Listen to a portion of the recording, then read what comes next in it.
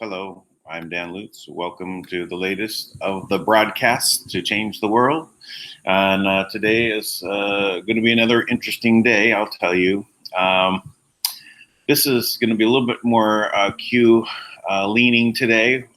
Specifically, we're going to go over a video that was done by SerialBrain2, just released, on the hammer.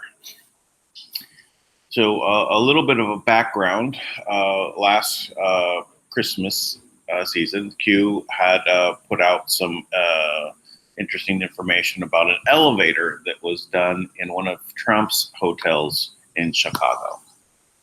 And the elevator was completely remade by putting gingerbread as decorative Christmassy decorations. They made a fireplace out of gingerbread.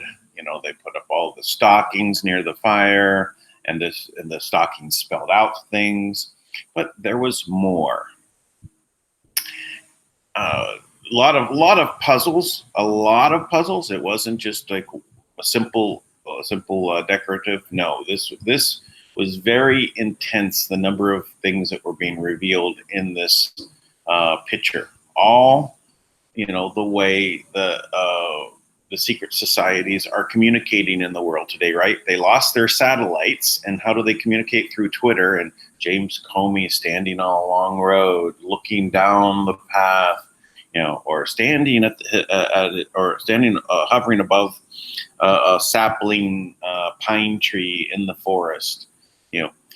There's always there's all this other meaning behind it. It's the communication system, very elaborate. So part of this elevator, this Christmassy elevator, was a picture of Santa Claus hanging over the fireplace. And then it was signed by QA. Now, everyone said QAnon, obviously, right? And some other things about Santa in this is that he was holding a hammer. And no one really knew what to make of that. Now, on the SpeakProject, there is a document called The Hammer. And David Janda, the other day, I went over his video because on his Operation Freedom, they had went over a Project Hammer that was revealed by General. It'll come up. His last name. So the General revealed the information that there was a spying program that was put into place by the top of everything. Every agency and the head of government, Obama. This was put in place, Project Hammer. And it was surveillance. It was spying. It was getting all of this information, not just on Trump. This was put in place to spy on everyone, to get political dirt, for control, for blackmail, the same way they control the whole world. The way they control the whole world. The way they control the whole world. Blackmail. Getting them to do horrible things, leading them down the bad path, and then blackmailing them for the rest of their lives. So this elevator has so much there, but we're going to focus on the hammer. And we're going to focus on this point because ultimately everything we're talking about right now that's that's revealing itself to us in the spotlight And even though a lot of us are way ahead of the curve, and we know about this from 2 years ago, and we're saying this is crazy, but we know what's going on. Now it's being revealed to everyone else, and it is part of the Great Awakening. So I have it queued up. Now, again, I'm going to encourage everybody to go ahead and subscribe to SerialBrain2. And that is by And We Know. ANDWEKNOW. And We Know. That's the channel. Now, I have given this advice before. Some of this stuff is very hard to follow, because if you haven't followed along in it with And We Know and SerialBrain2 over the last year at least, you're not going to see how the puzzle pieces were previously constructed and how he gets to the answers quickly. But that was all laid out. Makes me think that SerialBrain2 may be part of Q in some way, or at least getting a line of communication to. But maybe he's just figuring it out. We'll see. It's so much and so deep this rabbit hole goes. This is some of the deepest rabbit holes you're going to find. So okay, let's look at it. Let's see.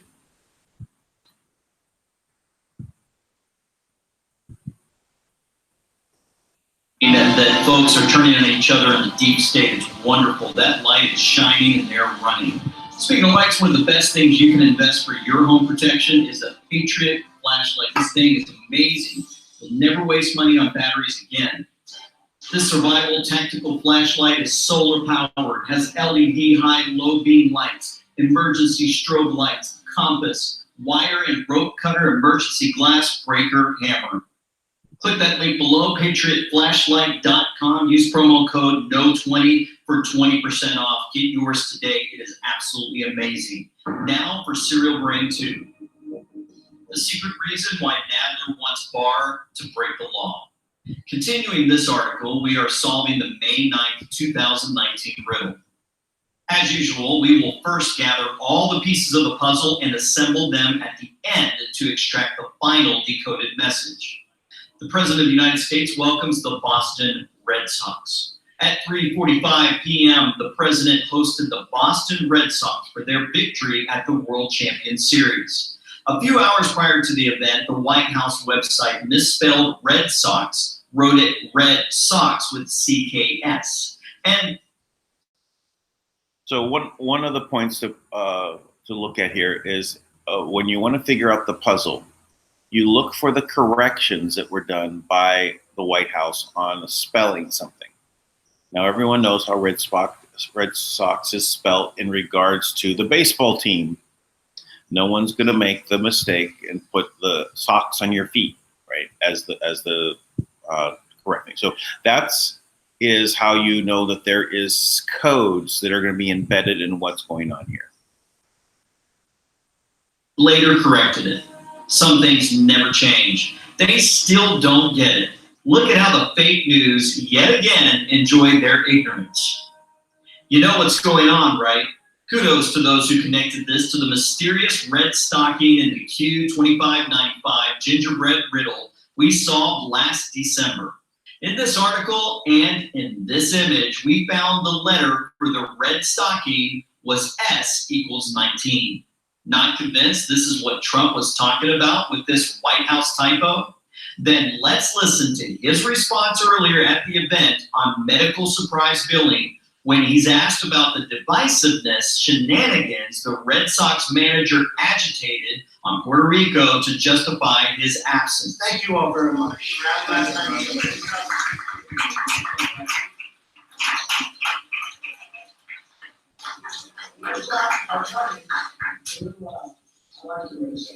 What do you say to those who argue that the device would be worse?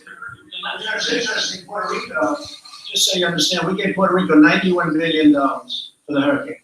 That's the largest amount of money ever given to any state. Talking about states, Puerto Rico, a little different. $91 billion. Texas got 30. Florida got 12. Puerto Rico got $91 million. So I think the people of Puerto Rico should really like President Trump. Now, that money was given by Congress, but they got $91 billion. Now, you remember how big the hurricane was in Texas, the largest water dump in the history of our country, they said. 3 times it went in, went out, went in. Texas got $30 billion.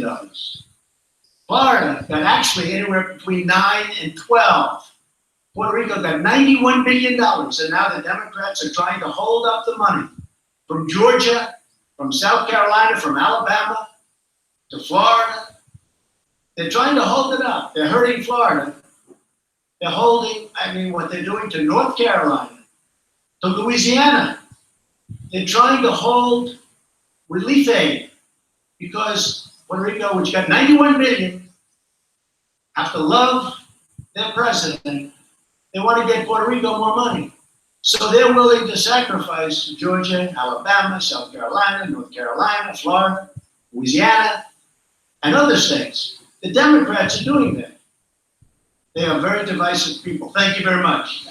Did you solve Peruvian coffee on me? For those who got this one, the maestro said the number 91 6 times, 30 2 times, 12 2 times, and the number 9. Now, let's single out the 91 and add up all the other numbers. What are the odds they add up to 6 plus 30 plus 2 plus 12 plus 2 plus 9 equals 61? Which, when juxtaposed with the 91, gives you the 9161 we found in the red stocky gingerbread riddle. Of course, you remember this 9161 came from turning the year of the Keating-Owen Labor Act 1916 upside down. So I just want to point out a couple of things here. So number one, when they're talking about $91 million to Puerto Rico, first of all, what is in Puerto Rico? Why 91 million to Puerto Rico? Why is Congress trying to send 91 million to there and these other smaller amounts to the states? Why is Puerto Rico now? It said that they got dumped a bunch of water on them more than ever before. So, okay, right. But what else? Remember where the Democrats went on vacation during last Christmas? Why was all of them went down to Puerto Rico? Why? Well, that's where the IRS is. That's where the Fed is. So this is they are. This is kind of more of a home base. So that's just one thing. Then the other thing to point out is in this the other thing he's referring to, this graphic that's up here right now, is what was analyzed and figured out these puzzles from back then. Right. So he's bringing it forward. So it's tying into what's going on right now. In the lower left-hand corner down here, it has actually a description of a Supreme Court case that was ruled on, and it was I missed the first part, but it was versus Hammer. So let's see if we can read exactly what that says. Now let's pause for a second. Do you realize the maestro did this on the fly? Now you know he was not kidding when he said this. Dagenhart. Hi, Tomislav Krasnec from HML's Croatian daily newspaper. We understand your message. Congratulations, brother. Thank you. Thank you. We understand your message, but some people ask themselves, will you be tweeting differently once you board the Air Force One? Thank you. No, that's other people that do that. I don't. I'm very consistent. I'm a very stable genius. Knowing we are walking in the direction the maestro indicated, the next phase is to find the hidden information. Why did he insist on the $91 billion for Puerto Rico? If you notice the value for the hammer is 91, you can pull Q2598, which is part of the gingerbread riddle. Mentions hammer and shows a picture of Santa Claus holding a hammer and signed QA. Now expand your thinking. This QA can be seen as QAnon, but you can also see it as a question and answer. By doing so, you find the path to Comey's famous questions and answers that he tweeted about, and you can pull Q3227 where Q quotes him, but also brings in Rosenstein. With Rosenstein joining the riddle, you know why Trump's Red Sox jersey was not 45, but a random 18 equals R, with the 2018 Red Sox victory plausible deniability. He solidifies this link even further with his I'm going to interrupt just for a moment. In the post 3227, he thought that was part of the plan Endgame. The movie that just is out now in the theaters, the Endgame Avengers. What was the plot? It was to eliminate half of the people because it was not sustainable by the vast universe and left everything in ruins. Remember, they tell us what they're going to do. That's just a little side point I wanted to make. So, 50 p.m. tweet about the Red Sox. It's a video starting with the team's jersey showing the word red, and its duration is 1 minute. If you notice, 1 minute brings the number 100, which is the value for redstone, and that Rosenstein is a Jewish Ashkenazi name compound from German Rosen.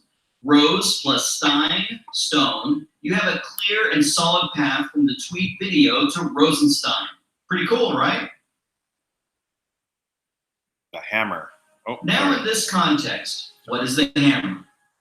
Answer. According to whistleblower Dennis Montgomery, the hammer is a secret supercomputer system set up by Obama's DNI Clapper and CIA Director Brennan that they used to conduct illegal and unconstitutional government data harvesting and wiretapping. Let's listen to General Tom McKierney as he is interviewed by Dave Janda. What you say is correct. Now, let me complicate your problem a little more. Right. I just got 15 minutes ago, and I just sent it to you. Yeah, I saw it. And I'll read it. From General Lutz. Go ahead. I want you to. Yeah. This is really important, and the mainstream fake media, Tom, will never touch this. Go for it. They will never go. President Obama's Director of National Intelligence, James Clapper, and his Central Intelligence Agency Director, John Brennan, oversaw a secret supercomputer system known as the Hammer, according to former NSA-CIA contractor turned whistleblower Dennis Montgomery. Clapper and Brennan were using a supercomputer system to conduct illegal and unconstitutional government data harvesting and wiretapping. The Hammer was installed on federal property in Fort Washington, Maryland. That complex was some speculate as a secret CIA-NSA operation at a U.S. naval facility. President Trump's allegation the Obama administration was tapping in is not only supported by Montgomery's whistleblower revelations about Brennan and Clapper's computer system, the Hammer, but also by statements made this week by William Binney, a former NSA technical director of the World Geopolitical Military Analyst Reporting Group, by former CIA and State Department official Larry Johnson, and by Montgomery's attorney Larry Klayman. The system, the Hammer, according to the audio tapes, accessed the phone calls, emails, and bank accounts of millions of ordinary Americans. One of the ordinary tapes made public by federal judge Murray Snow revealed that Brennan Clapper particularly targeted and wiretapped Donald Trump a zillion times. End of quote. Gaines said, wow. Gaines said, and that came through General Lyons, correct? Admiral Lyons, yes. Right. Admiral Lyons, Ace Lyons. As you can see, Clapper and Brennan have been busy, and we have a better understanding of the mean. General Tom McInerney. So you can see now that this was revealed by David Janda on Operation Freedom, that this is a big story. This is a general coming out and talking about a secret program to spy on everybody. Do you think that the deep state isn't going to like freak out to the extent that they wouldn't go and say create a whole cover-up called Russian collusion with Trump? They took spying and they put the spying over there on their enemy. That is their tactic. That's their playbook. But if you know what their playbook is, you know how to counter it. It takes a lot of planning and execution, and it looks like we're experiencing that because it is all unfolding. So again, kudos to David Janda and his Operation Freedom. Please go to his site and participate there.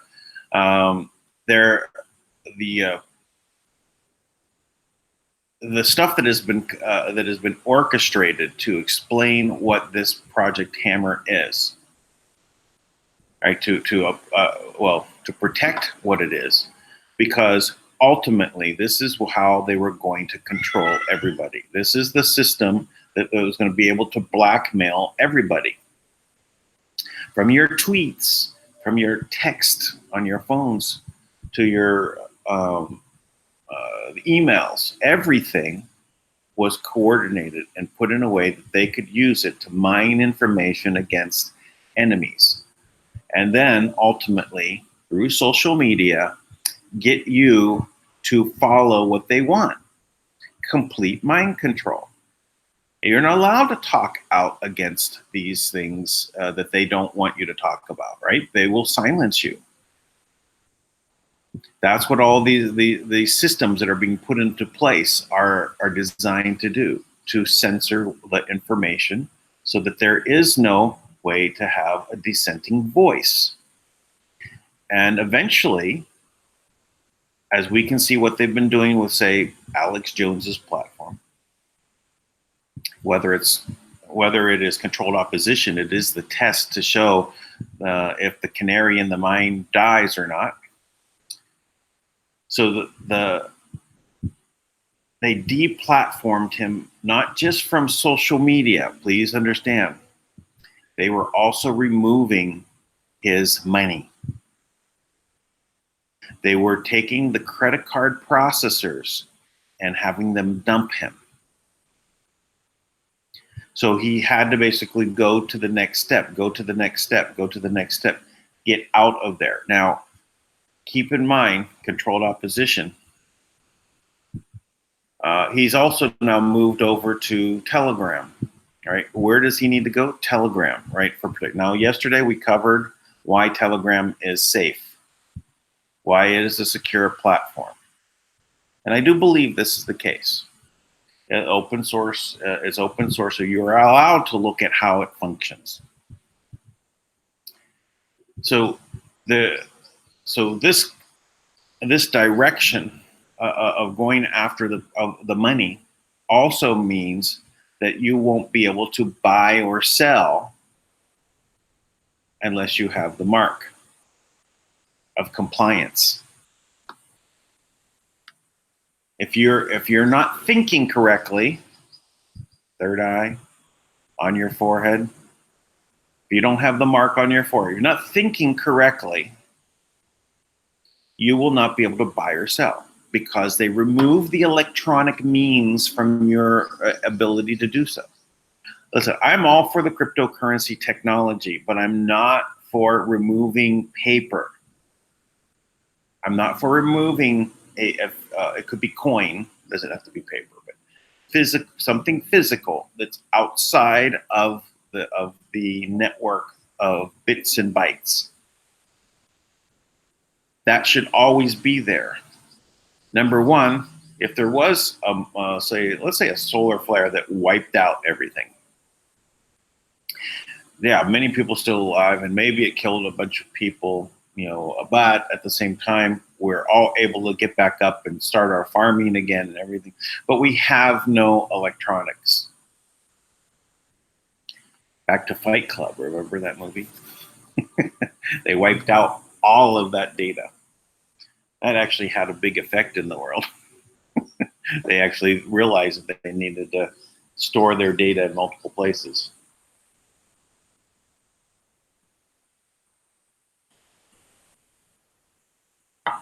So not being able to buy or sell is also this is where this is leading to. But in cryptocurrency, that you're able to go ahead and bypass control elements is a very good thing. Not to say that they haven't been trying to control that. They are. Look at what's happened with Bitcoin. It's doubled in price again, you know, and it's not going to stop there. It's going to be a very fast rise because they've artificially kept it low while they were buying up all of the excess bigger amounts of coin on the market for big money, or they were trying to keep it low. So they can take the ride up. And this is as the dollar collapses, right? And where they need to move money so that it doesn't lose value. It's actually going to increase in value. So, but this is a very well orchestrated plan. The hammer is part of this plan to pound down those nails.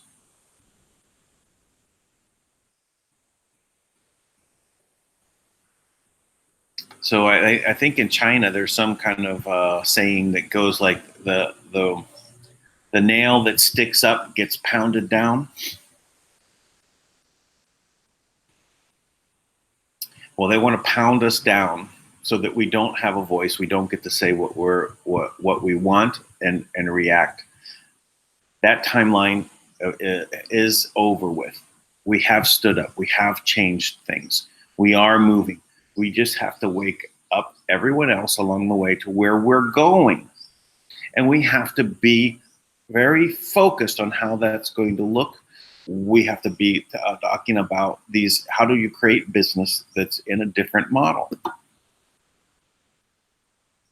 So the projects are the way to do a test bed, so of how we create this, right? Because we're doing this on the fly. So Tank is doing the projects, bringing the projects forward and talking about them on air. And I haven't heard anything on these that's talking about, you know, building a resort, or this is about humanity, right? A spiritual side, sacred geometry, healing. That's the focus. And let's continue on with our serial brain too before we move on. They used to spy on Trump and on millions of Americans. Here's an article where you will learn how Comey officially launched the Trump-Russia investigation the very next day that Hammer was exposed in that interview. If you go through the Montgomery audio tapes released by federal Judge G. Murray Snow, you will learn how the Obama's administration could plant files such as child pornography, or state secrets on a target's computer to set him up for blackmail or framed prosecution. Just in case you are interested in a low IQ explanation of the Hammer from someone who is in the know, but who does not know when not to talk, here it is. Made clear to our viewers and listeners is that, look, this is the inauguration represented the beginning. I'm just stop this for a moment. I just want to point this out. This is an interview that Maxine Waters did a while ago. It doesn't really say well, but it's definitely before, probably, I think either Trump just got in office or Obama's still in office. Not sure which. But you should be very frightened because she knows what was put into place with the Hammer. They don't call it that here, but listen to what she says.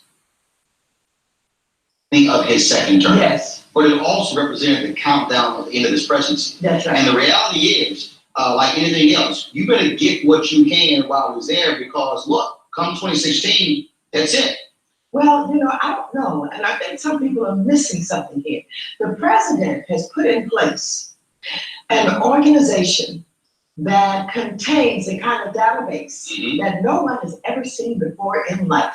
That's going to be very, very powerful. And whoever The Organizing for America that is now shifting to become a 501c4. Yeah, that's right. That's right. And that database will have information about everything on every individual in ways that it's never been done before. And whoever runs for president on the Democratic ticket have to deal with that. They're going to have to go down with that database and the concerns of those people because they can't get around it. And he's been very smart. I mean, it's very powerful what he's leaving in place. And I think that's what any Democratic candidate is going to have to deal with. And there you have it. According to Montgomery, the hammer was used to spy on Trump, millions of innocent Americans, Supreme Court Chief Justice Roberts, and that would explain his mysterious flip-flop on Obamacare, the head of the FISA court, well, murdered Supreme Court Justice Scalia, hello, Brennan, and business leaders.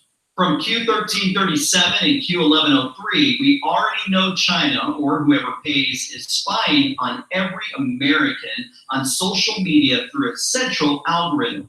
And for example, FB spies on you even if you don't have an account.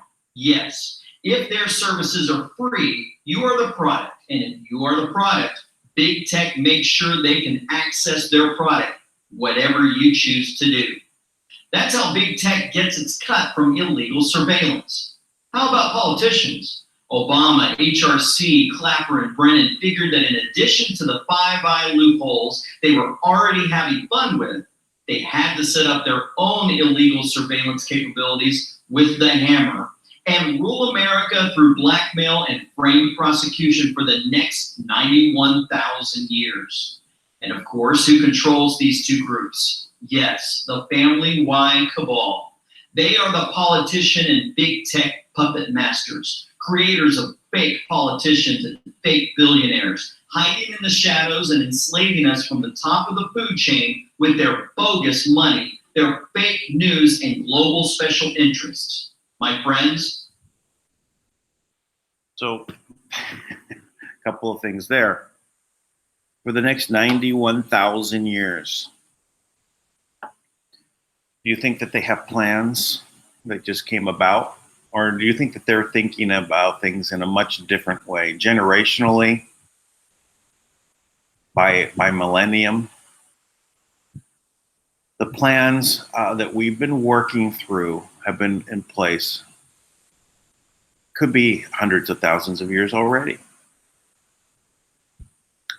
We're looking at one of the cycles, the shards, as the Anunnaki would say. 300 to 600 years. That's a very big time frame according to us, right? We go back 3,600 years, and where are we at? We're back in, everything is in. We would almost consider it. Horses and chariots, right? No gunpowder, no guns, and so boats are by air, moving with sails. So 91,000 years is what this system was intended to do.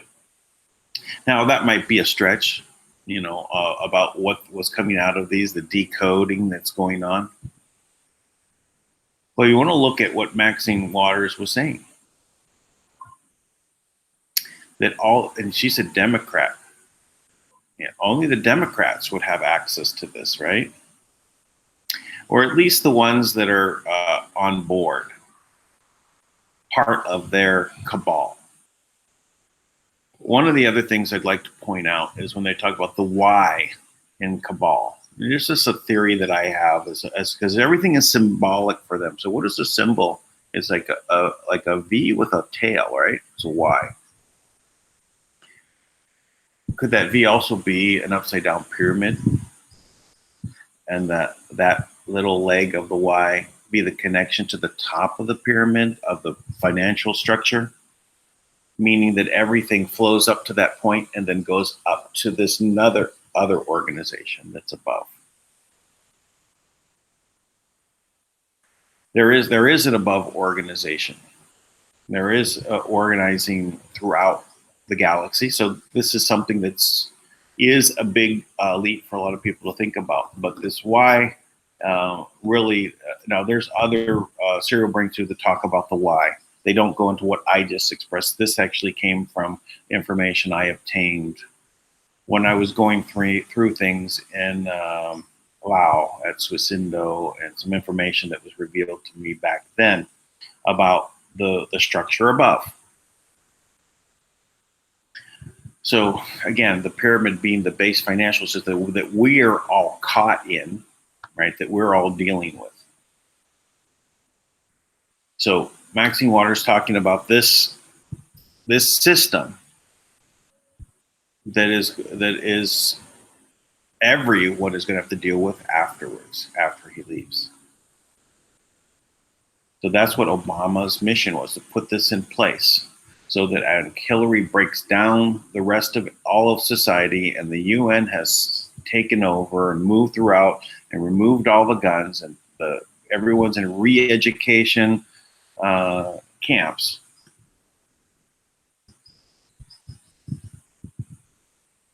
That is going to be the way that everyone is controlled, that is outside of the main. So we're talking one other thing I want to point out, there was a name of the program. He called it the central algorithm. He didn't name it audibly, but it was up there on the screen. And this is basically because we're in a battle.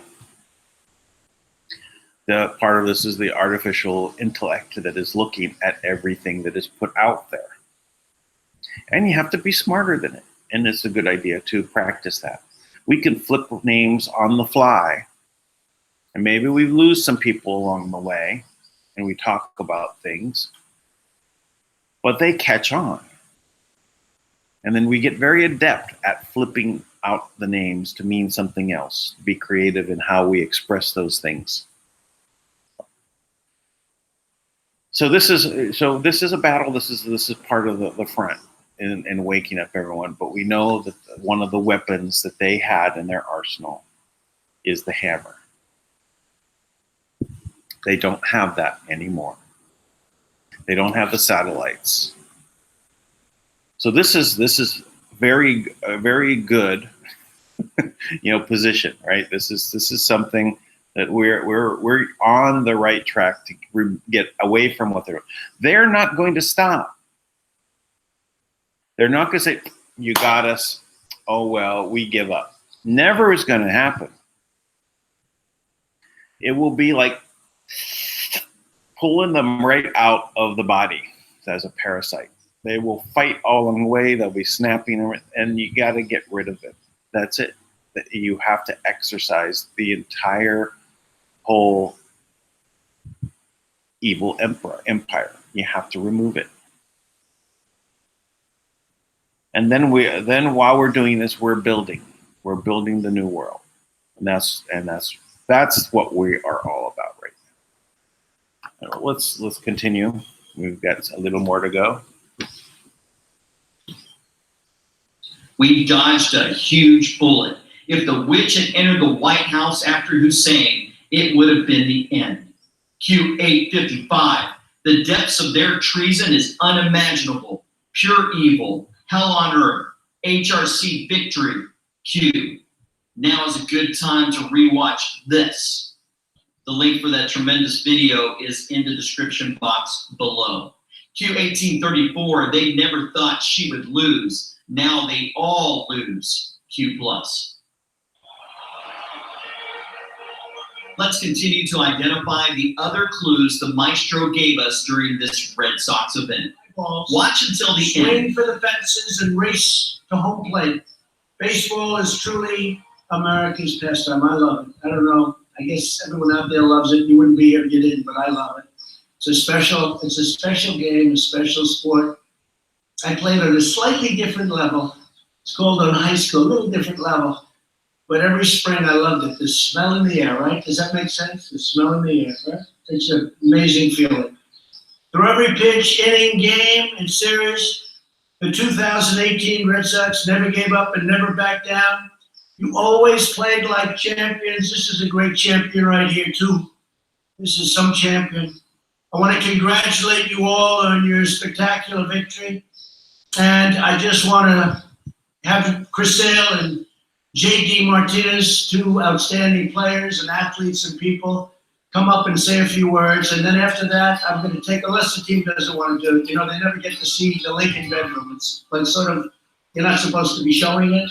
So if the press, the media doesn't report me for this, I'm going to take them up and show them the Lincoln bedroom. They wanted to see the Lincoln bedroom, so I'm going to give the tour myself, okay? But JD, if you and Chris would come up and say a few words, thank you.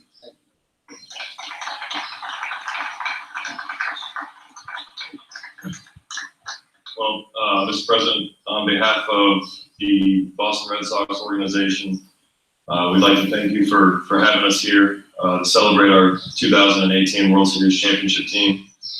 We'd like to thank obviously our spouses, our family members and friends, and our fans for coming here. It's a very high honor and something that we appreciate very highly, and thank you again. Thank you. Thank you. I just want to say thank you, Mr. President, for this once-in-a-lifetime opportunity to be honored today here at the White House. And I know celebrating a Red Sox victory is tough for you, given that you're a Yankee fan and all. But we really want to say thank you for your hospitality today. And we brought you a gift, this Red Sox jersey for you. Beautiful. Thank you.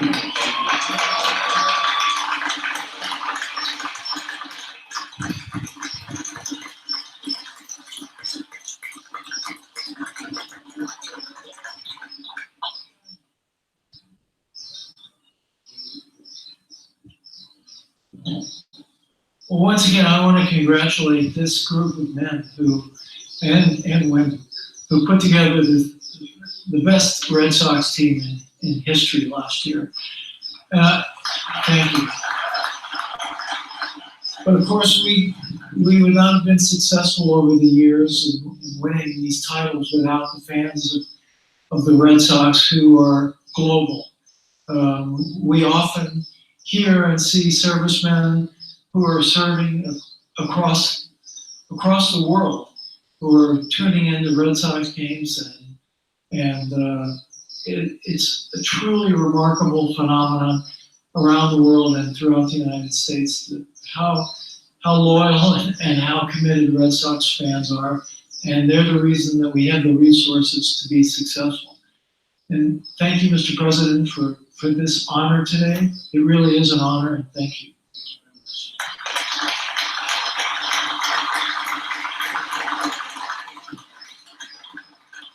So again, I want to thank everybody for being here. Very, very special group. And I want to thank the families of the players, because without the families, just wouldn't work. You know that. They wouldn't be up here. Would never work.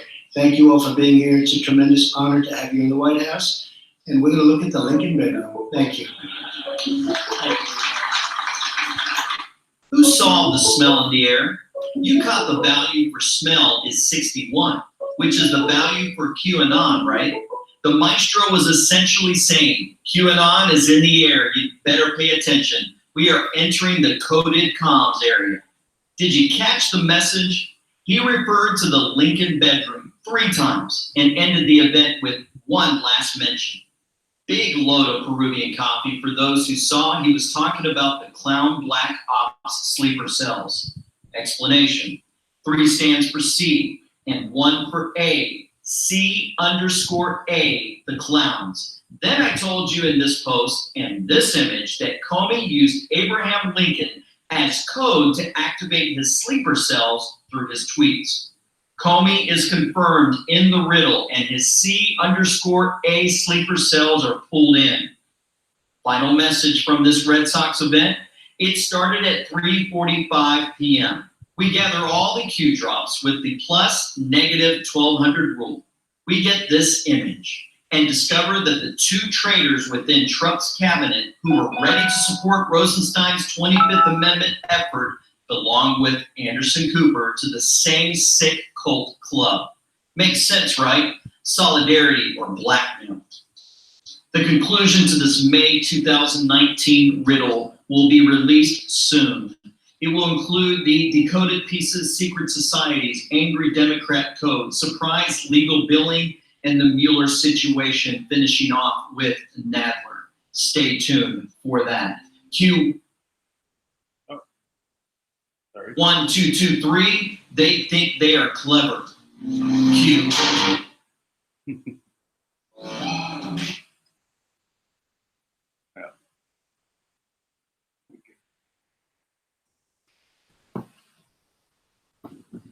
They think they are clever. But the reality is that they know certain information. They have their codes. They have their rituals. They have their symbols, and they learn that from a young age. This may think you may be thinking this is a pretty elaborate way of communicating through these codes, but that's how they do it, so that they can stay in the shadows. If you think about throughout history, there's always been encoded messages. They do figure out things, right? Because there are thinkers among them, but most of them are drones. Most of them will just follow along, and they're also caught up in their own importance about, like, look, they call Comey the bishop, right? Because he's holier than thou. Everything he does is correct. He's a patriot. All this error, but if you watch him for an extended amount of time, you'll see that it's not really anything more than an act. He repeats the same things. He says things about the same way. He always acts in the same way. It's very robotic. It's triggered. And I've mentioned this before about this new phenomena around the world where everyone is getting triggered. Triggering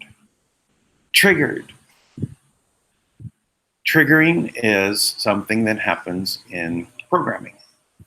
You're a programmer and you wait for a flag to be set, something to trigger an event.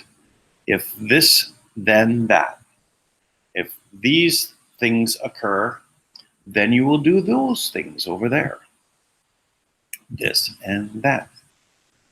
So this is a way of getting people to be further programmed.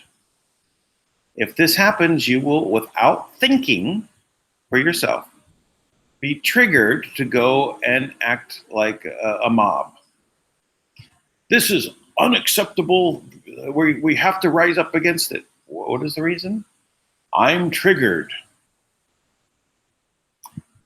So if you give up your will to think and just act as you're triggered, you have no sovereignty.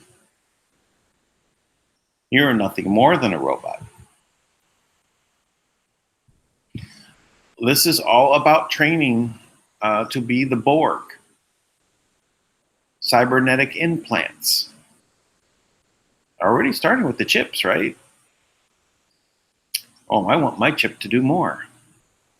I want the chip version 2.0. I want the chip 7,000. I want the chip 6,666. Sorry, I went backwards, but I want to get the 666 in there. So upgrading, but you're always triggered. Go and do your task. Don't think about what else is going on around you. You're triggered.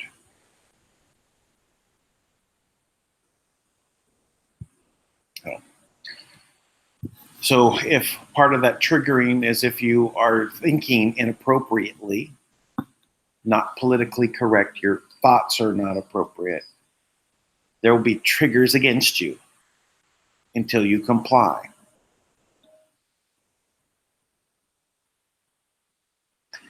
So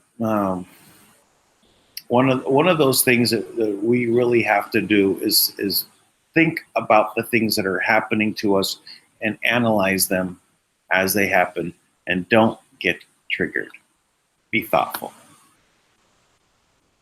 Think about what it means. Do take action. Do not be paralyzed not to do anything. Do not sit on the sidelines. Be triggered. No. Be thoughtful and stand up and do something. So again, triggering is a form of programming. So if you start hearing about people that got triggered, they had a programmed response.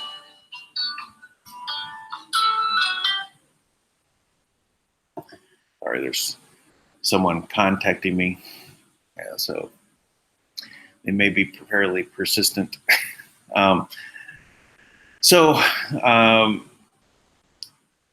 That's GCR related. Guess what? The GCR has happened. I haven't checked Restored Republic today to see if there's another event. We should take a look. But let's continue down on our path here. Because next stop, the hammer. Let's go to the SpeakProject. Let me go ahead and line that up for us to look at.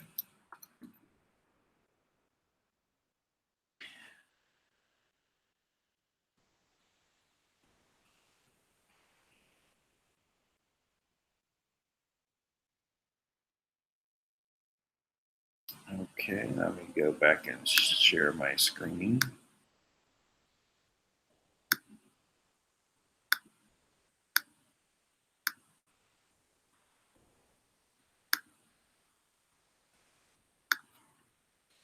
So this is projectspeak.net. And of course it says Speak Project as the name, but the web address is projectspeak.net. So if you look, must see, right? Essential docs.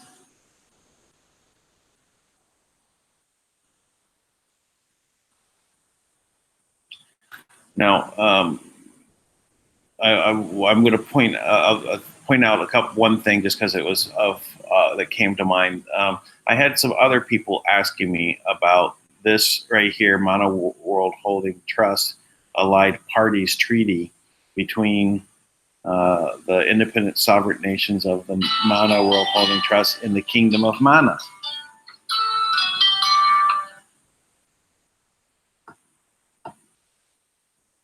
So the point is that I want to make is that they're thinking, why is this up here if they're no longer associated with the Manna World Holding Trust?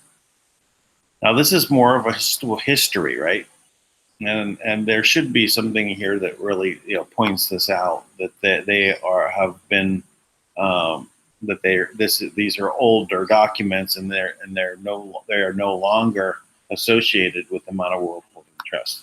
So it's a little confusing for people. So here's another one and another one and another. So that's why I wanted to point this out. So let's scroll on here. This is the history of banking, the Asian perspective. All right. I have a video that I encourage you to look for on the site. Look under GCR, I believe that's where it is.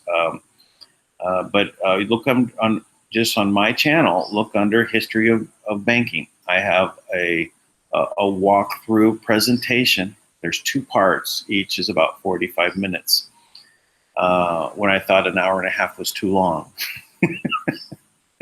And probably I was correct still, but we end up doing 3 hours still on these broadcasts.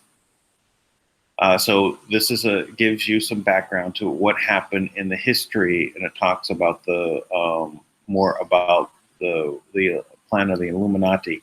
At the time when the Illuminati was not the Freemason Illuminati, this is a different group. It means the illuminated. So the illuminated group is more from a spiritual perspective and how they came about wanting to bring the monarchies of the world together, that plan. And now this is about the Kingdom of Maharlika. That's the Philippines. Here we go. Project Hammer. So let me see. Let's see if I go here. Let's build this up. This is 18 pages.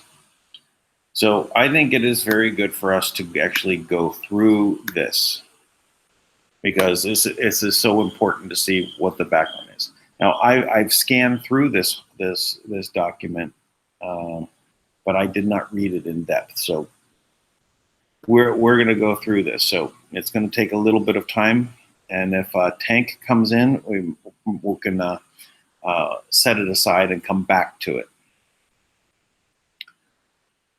Okay, Project Hammer, Covert Finance and the Parallel Economy and Elite Actions by David Guyette. Project Hammer is about money. Stupendous great gobs of money. So much money, in fact, that it will change whatever reality you thought you had about the world of banking, finance, and economics. It is also about neither, let me just increase this size a little bit. It'll be a little bit better for me. It's also about the netherworld of international banking and finance, a world that is said to not exist in reality, but exist it does. More often than not, this never land of international banking is concealed from the public view by the judicious use of 2 sets of books. It is also eclipsed from interested investigators by a never-ending series of real frauds that result in arrest and imprisonment of numerous scam artists. This creates the clever illusion that the only thing going on are artful scams designed to fleece the unwary. Such swindles fall under the general category of high-yield investment programs, front-end fees, frauds, and prime bank note schemes. Numerous law enforcement cases such as these, when twinned with beware warnings published on FBI, USA Treasury, and other websites, easily lead one to conclude that there are no such things as real trading programs, and the powers that be don't at all object to this conclusion being reached.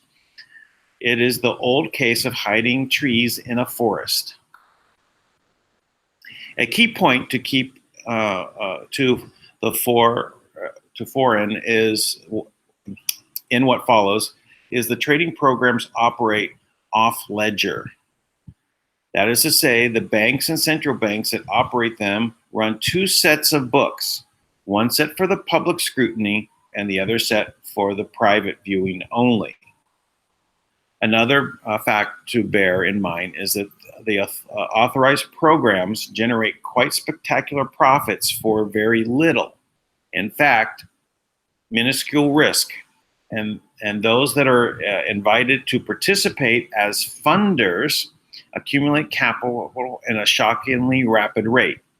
One reason, perhaps, why the wealthy get together wealthier as the poor sink even lower into the mire of poverty.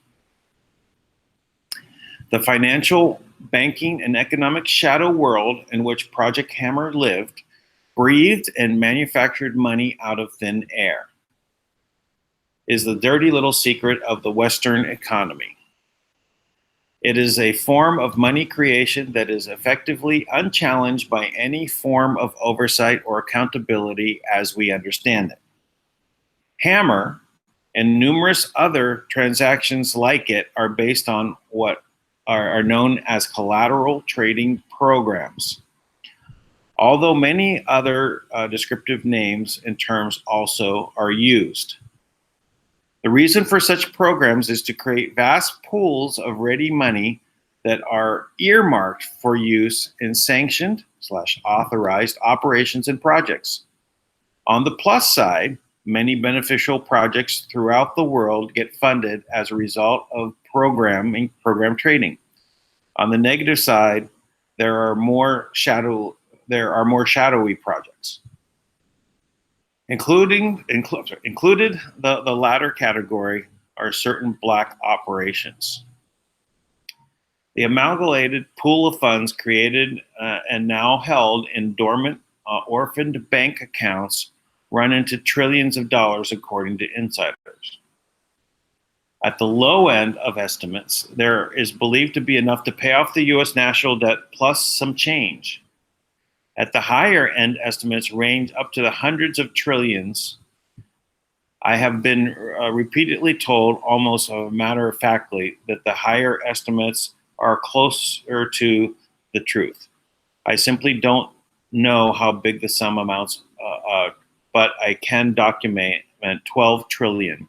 This sum was revealed by the late Baron Krupp papers from the part of the exhibits of companion volume to his dossier, the Secret Gold Treaty. And there's a link. Many different sources say the programs are used to launder money by spinning it through program cycles until it's pristine clean. Drugs, guns, and unusual array of dirty money transactions are said to feature. Since the US dollars are the cornerstone of the program activity, Uncle Sam naturally gets a bite of the action. A percentage of the proceeds are collected via private tax treaties negotiated with offshore entities. These treaties also help to shield the reality of these programs from the public awareness. There are unsubstantiated rumors that some of these tax takeover occasionally gets diverted to other private purposes.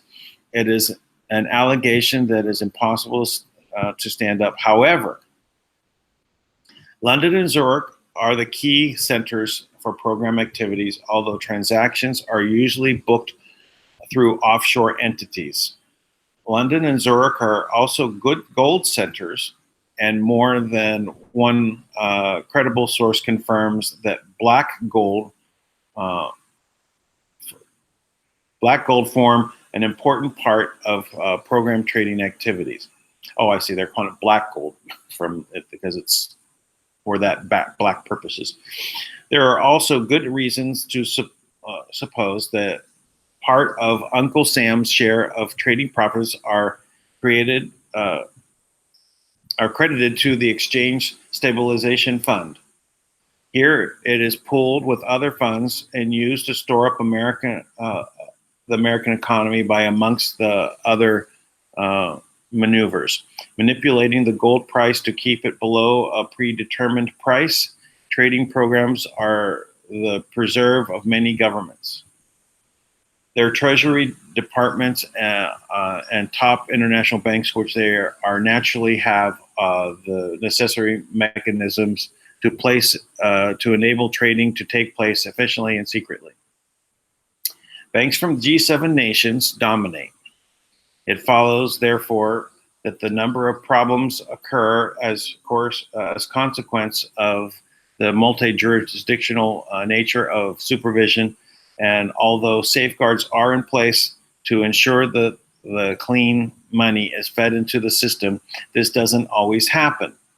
Funds of suspect origin do not enter the system and are made pristine clean by this form of paper alchemy. Large sums of black gold, cash, other forms of convertible assets are used as collateral to initiate trading programs. Those are the assets. There are also certain classes of government-issued treasury notes, bonds that are privately lodged into major Western banks. These treasuries are never meant to see the light of day, but are, in turn, used by major banks to back the insurance of their own bank debentures, off ledger, in substantially ledgered amounts that can run into tens of trillions of dollars, or their foreign currency equivalents.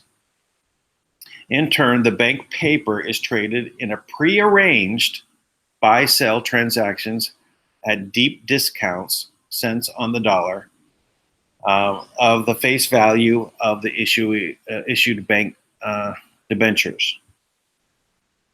The trading of the paper between banks using proxies is arranged and coordinated so that the trading obligations effectively wash out or are otherwise canceled. Although other scenarios exist where issued paper is purchased at a fair market value and held to maturity. In the past, trading was paper-based, but today everything is electronic screen-based, and consequently, the credits traded have a life of milliseconds. The difference between the buy and sell usually is known as the spread. In the case of Hammer, this was said to be many percentage points, generating a fallout, a term that implies profit. In other transactions, most notably Jacob, the spread was represented to be at least 10% on the planned face value insurance of 27.5 trillion, according to the documents I've seen. This would have created a fallout of $2.75 trillion. $2.75 trillion. However, for reasons yet unknown to this writer, it seems that the Jacob program, privately hailed as the largest program ever put together, was for reasons that are still inexplicable. Only 2/3 completed. I don't know. I haven't heard of Jacob. That's interesting. Less grand, but just as interesting in other respects, was the fallout from Project Hammer that is said to have totaled over 220 billion. In fact, the precise sum is 223 billion, 104 million and $8.03. Right. The Nugan Hand Bank connection. One of the central characters associated with Project Hammer was Brigadier General Erie Koch. Back in 1966, with his sleeping partner, General Eugene Phillips, Erie Koch established the Washington-based consultancy firm Koch and Phillips. Koch. I'm not sure exactly how to pronounce that. Maybe it's Koch. Koch and Phillips International. This was at the height of the the Vietnam War, and just a few months after Cold Warrior Hall H. Nimitz issued the directive authorizing the establishment of the U.S. Navy's clandestine intelligence collection program, more commonly known as Task Force 157. So I guess this is when they start putting together the beginnings of the Hammer. So Task Force 157, TF 157, would later feature the Nugent Hand Bank affair exposed by Wall Street Journal investigative reporter Jonathan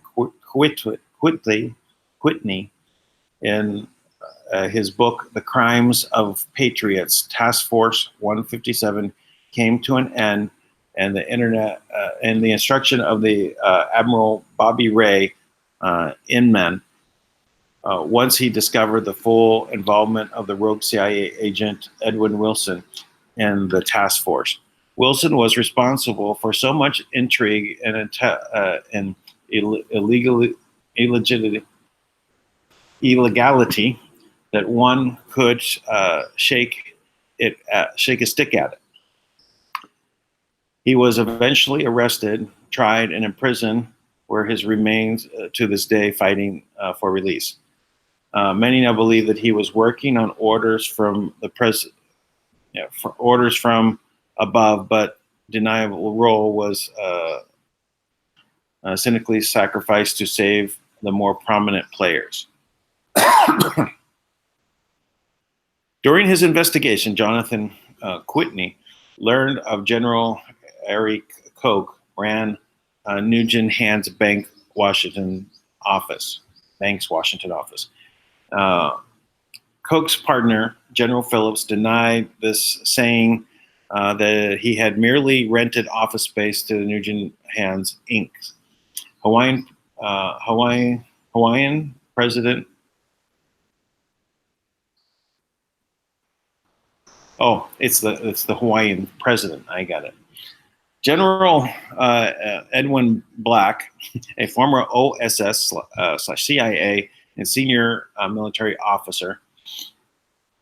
Okay, so I get it. So I'm going to just read that one more time. So during his investigation, Jonathan Whitney learned that General Koch ran Nugent Hand Bank's Washington office.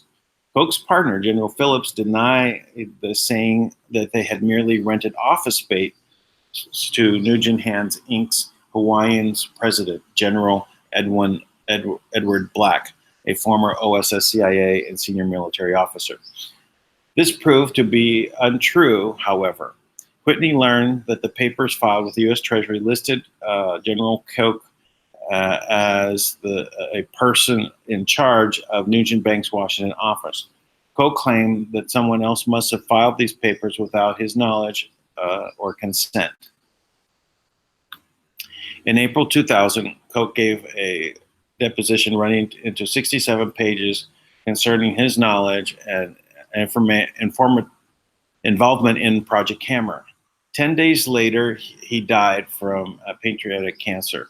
His explosive deposition reveals him as a very significant and highly connected player in the new world, in a world few of us are familiar with. Koch fought in 3 wars: World War II, Korea, and Vietnam. During World War II, he was an artillery officer and a division staff officer and was a POW under the Germans. He worked for General MacArthur during the Korean War and for General Westmoreland in the Vietnam War. Highly decorative for his service, he was awarded a Silver Star, a Bronze Star, and a cluster, Purple Heart with 3 clusters, a Croix de, I don't know how to say that, plus a Chevron Legion of Honor, French, and a Medal of Honor from Philippines. He was the youngest national commander of the American Legion, and prior to his death also became the oldest national commander. In addition, he was distinguished by the Red Cross with the Medal Cruz Roja, and was made honorable commander of the Nationalist Chinese Air Force. He was a shining mission of many years standing, where he held a semi-official volunteer position for that organization and was Grand Commander of the Knights of Malta.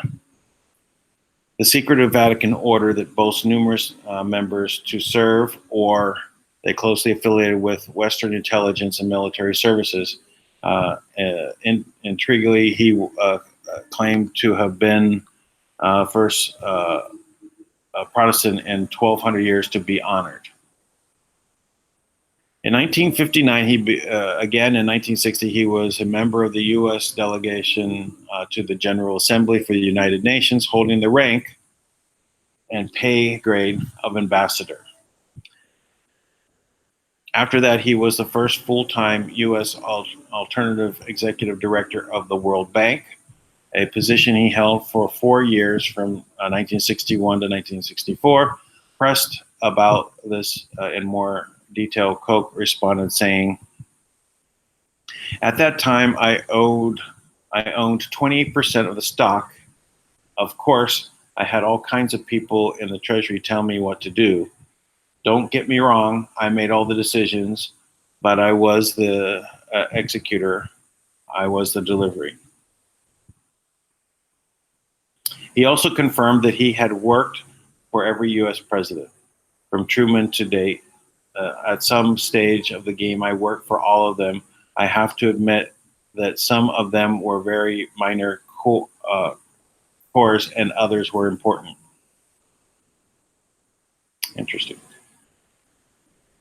In addition to this, his many abilities and accomplishments listed above, Koch was, above all other things, a banker, a professional that ran a profession that ran in his family. His great-grandfather put a bank together in 1867, which was the only bank in Georgia. His grandfather founded a bank in about 1890, and his father was president of the Fulton National Bank, which became Bank of America, and was at the time the president of American Bankers Association and chairman of the FDIC. Asked about his knowledge of banking, Koch said he had taken all the normal banking courses and added, "I understand banking. I can teach banking." You understand what I'm saying at a college level. This banking expertise was the core of his firm, Koch and Phillips International, which began life as a normal American firm, lobbying firm here in Washington, and we grew into banking particularly. The UN contacts and World Bank contacts sometimes they help those people for 10 years. In a similar vein, he undertook all sorts of chores for some of the government intelligence agencies. He explained it as follows: that one thing is, if they trust you, they particularly came in and said what to do.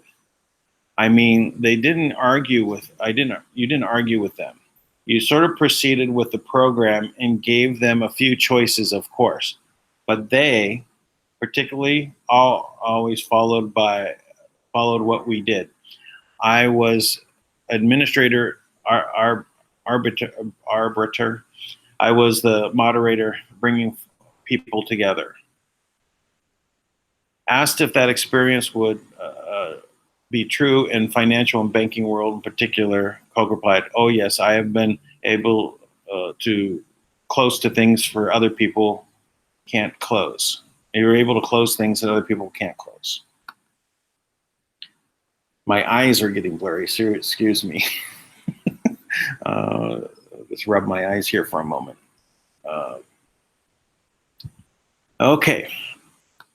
As we see, Koch's ability to close things other people couldn't close did not extend to Project Hammer, a financial operation that, according to Koch, deeply involved Citibank and its chairman, John Reed.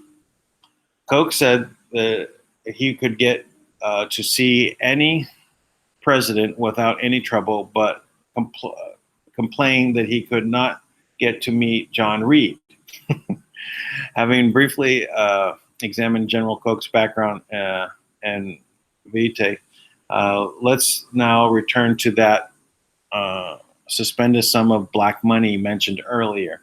For the purposes of clarity, this amount was referenced in Koch's deposition. If, as we have said, that amount was stealthy, magicked into being as a result of exotic form of financial smoke and mirrors, the question is, where did it go? According to Koch, that sum was lodged in 30-some-odd accounts together. Asked where these accounts were located, Koch responded in almost one solid block at Citibank.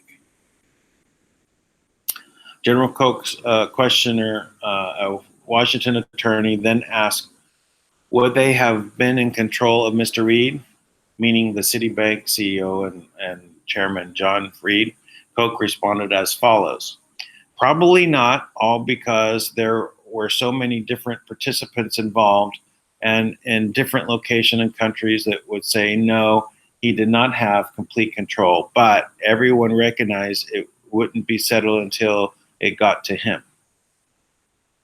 Question: and these were, you say, accounts for various people around the world? Answer: yes. Question: produced as a result of what? Answer: well, most of them figured that greed in particular was mighty high, and if they put up this amount of money, then I'm going to get this kind of money coming back. That's the way practically all of it was. I hate to use the word soul, but present might be better a word. But present might be a present word. Okay. Question: were these accounts for the benefit of the people who had engaged in some kind of trading program? Answer: they were all to get in the trading program. I haven't found anyone that didn't go in wanting to increase their income and their greed in the highest bracket if they could possibly put up the money. Question: I am understanding from you that whatever these individuals, corporate entities, or even government, they believe apparently by putting these funds with Citibank as part of the effort, they would then receive later down the road a payoff. Is that answer? That is correct. Question: I hear Tank has come on the line. That's not the question. Hello, Tank. Set. Amazing. That's incredible timing. Go ahead, keep talking, man. I'm listening to you very intently. Well, it's okay. If I break right here, it's all well and good. My eyes are so blurry from reading the Hammer report. So I'm struggling because my eyes are like overlapping, when I'm reading. So it's good I take a break from reading. Okay, good. And we'll go back to that. We're on page 6, of 18 pages. And so it's okay. We're just in the questions section. And we'll go over that later. So what Hammer report are you reading? I'm sorry, just so from the SpeakProject. Oh, okay, great. Yeah, good stuff. Good stuff. Yeah. So, but just to give you an update of how I went, how I started today, I went over SerialBrain2. Okay. And how there's a new SerialBrain video that talks about the elevator. The gingerbread elevator that was put out in Christmas at the Trump Hotel in Chicago, and it was outlined with all these clues and puzzles to figure out. And QAnon has been, had pointed out these things, and part of this was a picture of Santa Claus with a hammer. Ah. Right. Yes. Very accurate. Wow. Right. And so David Jant, we covered a couple days ago, had on his Operation Freedom, had covered this reveal of information about the hammer that Obama was using with Clapper and Comey and Brennan to spy on everyone, not way before Trump was elected. Probably 4 years prior, he was spied on. So, but this was all an attempt to take people's attention, because a general is coming out on a public program and announcing that the head of these agencies and Obama have a project called the Hammer to spy on all Americans, which is highly illegal. The very next day, Comey comes out with the allegations of Trump and Russian collusion. So that's why that's how I brought this all back up and brought us over right into the Hammer project that was listed there on the SpeakProject. On the Task Force 157 project, right, which was to spy on everybody, and how and and I'm guessing, because I don't read all the Hammer report yet, but the Hammer project ends up, I mean, it ends up going into it's really talking about the trust ultimately, And it ends up going in, that this is how they put all the money in the back ledger, and they stole the gold, they stole all these different things, right? Yeah. They just they didn't know that's what it was. So when people hear about it now, I got some a really interesting piece of information today from Kim, and it put some things into perspective for me. I was getting a little frustrated, and I didn't want to ask a frustrating question to Kim because she deals with enough, right? And so I was like, but I did have a question about, Steve Mnuchin. I said, I really am curious, how it is that Steve Mnuchin has been fired twice, committed multiple acts of treason, right? And yet he's able to call up and make threats and say, I'm in control of the financial system, which, I'm sure it didn't sound like that. It probably sounded like his little weak, Weasley voice that he has. It's But me. I'm the one in control of it. this is Steve Mnuchin. You listen to me right now. I'm the strongest squirrel in the world. Like, man, Mnuchin. Screw off. I hate that guy. I'm sorry, by the way. By the way, my hate for Mnuchin is my love for the people. So that's a loving thing I'm saying. But anyways, so I was asking Kim, I'm like, he's done all these things, like, how's he still have any control? I'm like, obviously, like, and then I asked her, how does the order work in conjunction with our legal system? With the legal system that we know. I mean, because I know that monarch law was above it, right? But I didn't understand how on earth this guy could have any clout anywhere and say anything, right? So basically, I was asking her, she said, well, it goes in this order. I just want to make sure I get it right. I'm going to read it just the way she sent it to me. She said, I'm going to guess he says descendant of Sukarno. I have no idea. Oh, No, is that I'm how just, Sukarno was? I'm just joking. I'm just joking. Go ahead. So, here's what it is. Where is it? Oh, okay. So it's draconian law, then monarch law, then international crown law, which is the Rothschilds, then the country's government. Okay. Now, and it's in that order. All right. So let's go from the ground up. So we know the government, right? So the government should be, like able to enforce laws, right? Right. But because they have people who are members of the bloodline families, that they're the international crown. It's not the queen. Yeah. But we can see, the governments, right? That's what we know, right? We kind of, if we squint, we can kind of see some royalty there, right? Looking at the Queen of England or other, the King of Thailand, we can squint and see they have some power, right? But we don't see anything beyond that.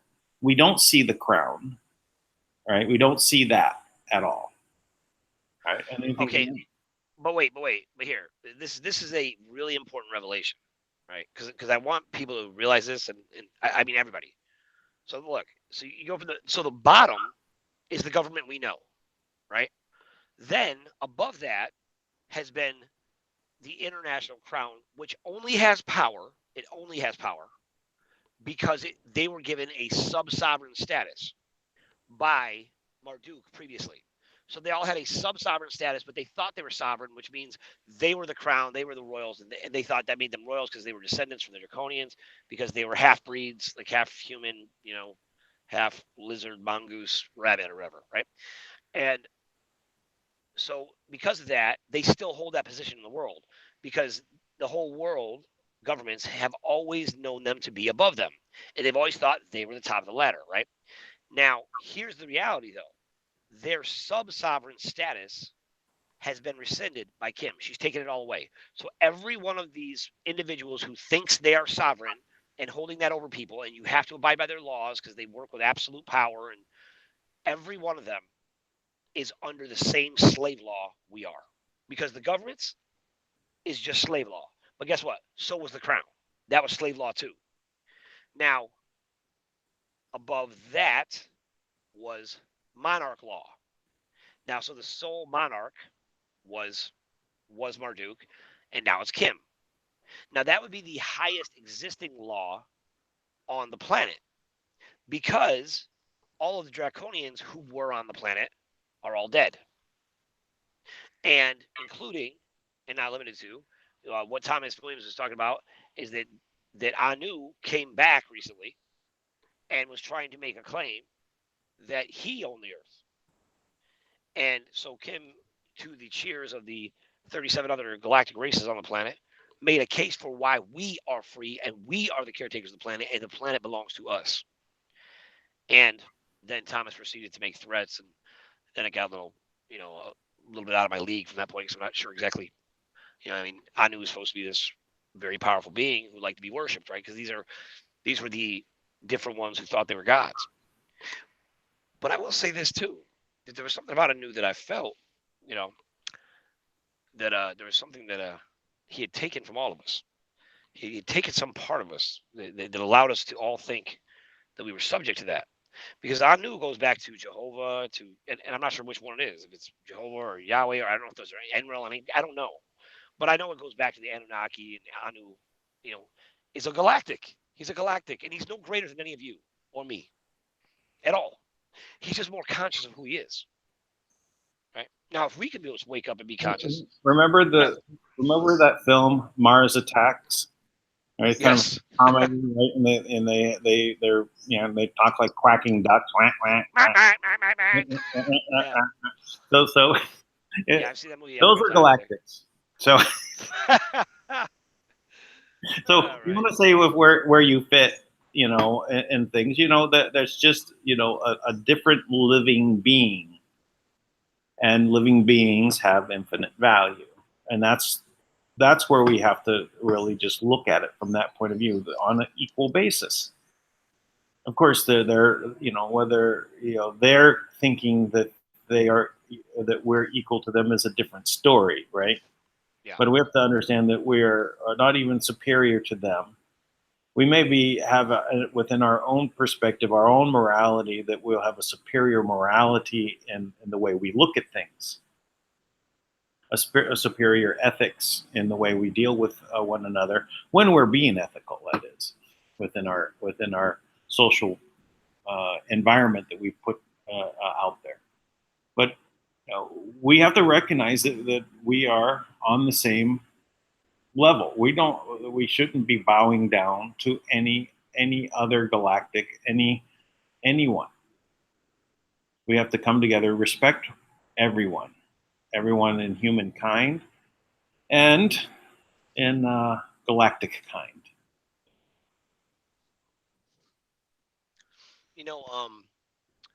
Last November, November of 2017, I pulled some statistics, and it was at the time I pulled 8,543, and then my lawyer and friend Paul Yokoyama corrected me and told me that it's actually 16,500 something. Children die every single day because of starvation, right? And I used to run the numbers almost every day to tally them up, to get at the elders, and try to get people to realize that if they're really about the people, how could they let this many people die? And before I met Kim, I think I got up to like 45 days or something, right? And I don't remember the exact number, but I was talking about it every day. Every day I was telling people this is what's happening while they're pretending to do the RV, while they're not doing the RV. Because at the time I was very convinced the RV was the way to go. And now that I really see the real harshness of all of these people, this is the fact I want everyone to let sink in. Every single person at a bank, everybody at the Pentagon, every soldier out there, anybody who's resisting this in any way, anybody out there who has any ability to change what's happening. Because I will tell you this, if it was not for the kids, Kim would have given up too. And I feel her on this. Because these fools keep choosing death over and over again. And to be quite honest, in my personal opinion, if you keep choosing death, I am very comfortable delivering that. I believe they should die, and not even, you can't really, I mean, death's just an illusion, of course. So, but they should be removed from the planet because they don't belong here. They are not in harmony. They are not in line with the energy of life. They choose darkness. They choose death. They choose to devour people instead of creating their own energy. They've chosen this life, and they keep choosing it. It's not a one-time choice. It's a choice they've made every day. And every day they've chosen that since I've been actively pursuing them and realizing something was going on. It has been, there are currently 9,308,079 kids that have died since that time. As we have fought and clawed and we have done the right things, their contracts have expired. We have done everything abiding by all the laws, the draconian laws, the monarch laws, the international crown laws, and the laws of the slaves of the governments. We have done everything right. We have operated with honor and integrity. We have moved with purpose, and they have broken every law, and no consequences have come to them. But there is natural law which supersedes all of that, and that is karmic law, and that law will be enforced. That law is directly from source. And as far as I'm concerned, at this point, this is where divine intervention should be very obvious. And from what I understand, there are certain obstacles that the Galactics are removing or being involved in some way, you know, to assist, because they have operated with such a low integrity. They have operated with absolutely no honor. They don't even respect their own laws anymore. So for Steve Mnuchin to be making all these declarations like he's got the right, like he's got the right, like he's somebody that matters, like because of something he did, some aspect of his character, some courageous act, some idea that something makes him exceptional, but it's not. He was born with a certain amount of blue blood in him, and he thinks that gives him the right to starve out children and let them die, to leave people homeless in the United States, to use high energy weapons to destroy and burn people alive in their cars. He thinks that entitles him, and that is why he is no longer human. And as far as I'm concerned, that means it is an intergalactic tragedy. Because, and in the draconian laws, almost all of the penalties for draconian laws are death. So there has to be a removal of these characters for life to go on. Anything in there about Pindar removal? No, the original draconian. Oh, that's the other thing, by the way. All the draconians were killed. They're all dead, and they're not coming back. There's no chance. They're never coming back. So they keep trying to intimidate people and scare them like they have this power, but they don't. And the one who's actually in that position, who would essentially assume the monarch authority over the draconians and the whole rest of the order and the rest of the world. So she would supersede all the other laws. Now that's the reality. Now she doesn't impose that, but you know, in my opinion, it's obvious that she can, because everybody that goes up there doesn't come back. Everybody that tries to go hurt her, they're dead. And when they're trying to starve her out, you know, she just manifests what she needs. So it seems like these people would catch on. But again, here's what I want. Here's the part I want you to see. All that wasn't even the part. This is the part I want you to see. The fact that they have money and we don't, that is why we're slaves right now. Because they still are maintaining their status over us, and we can't touch it because we haven't put our hands on it. We continue to be slaves. Right. And now, don't get me wrong, because I know that's an insulting thing to say, and believe me, I hate that. The thought that I'm a slave infuriates me. I refuse. I won't even operate inside their system. All we are doing is we are correcting the system to be in line and in harmony with the planet, which she is all by herself an entity that is more powerful than anything they have to offer. And no matter what they do, they won't be able to destroy her. So at some point in the very right now kind of time, it has to be a movement.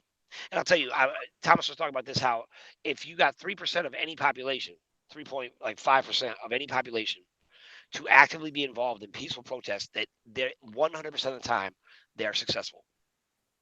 So that's 4 people. We don't want to split one, right? So we need 4 people out of 100 to stand up and do something. Right.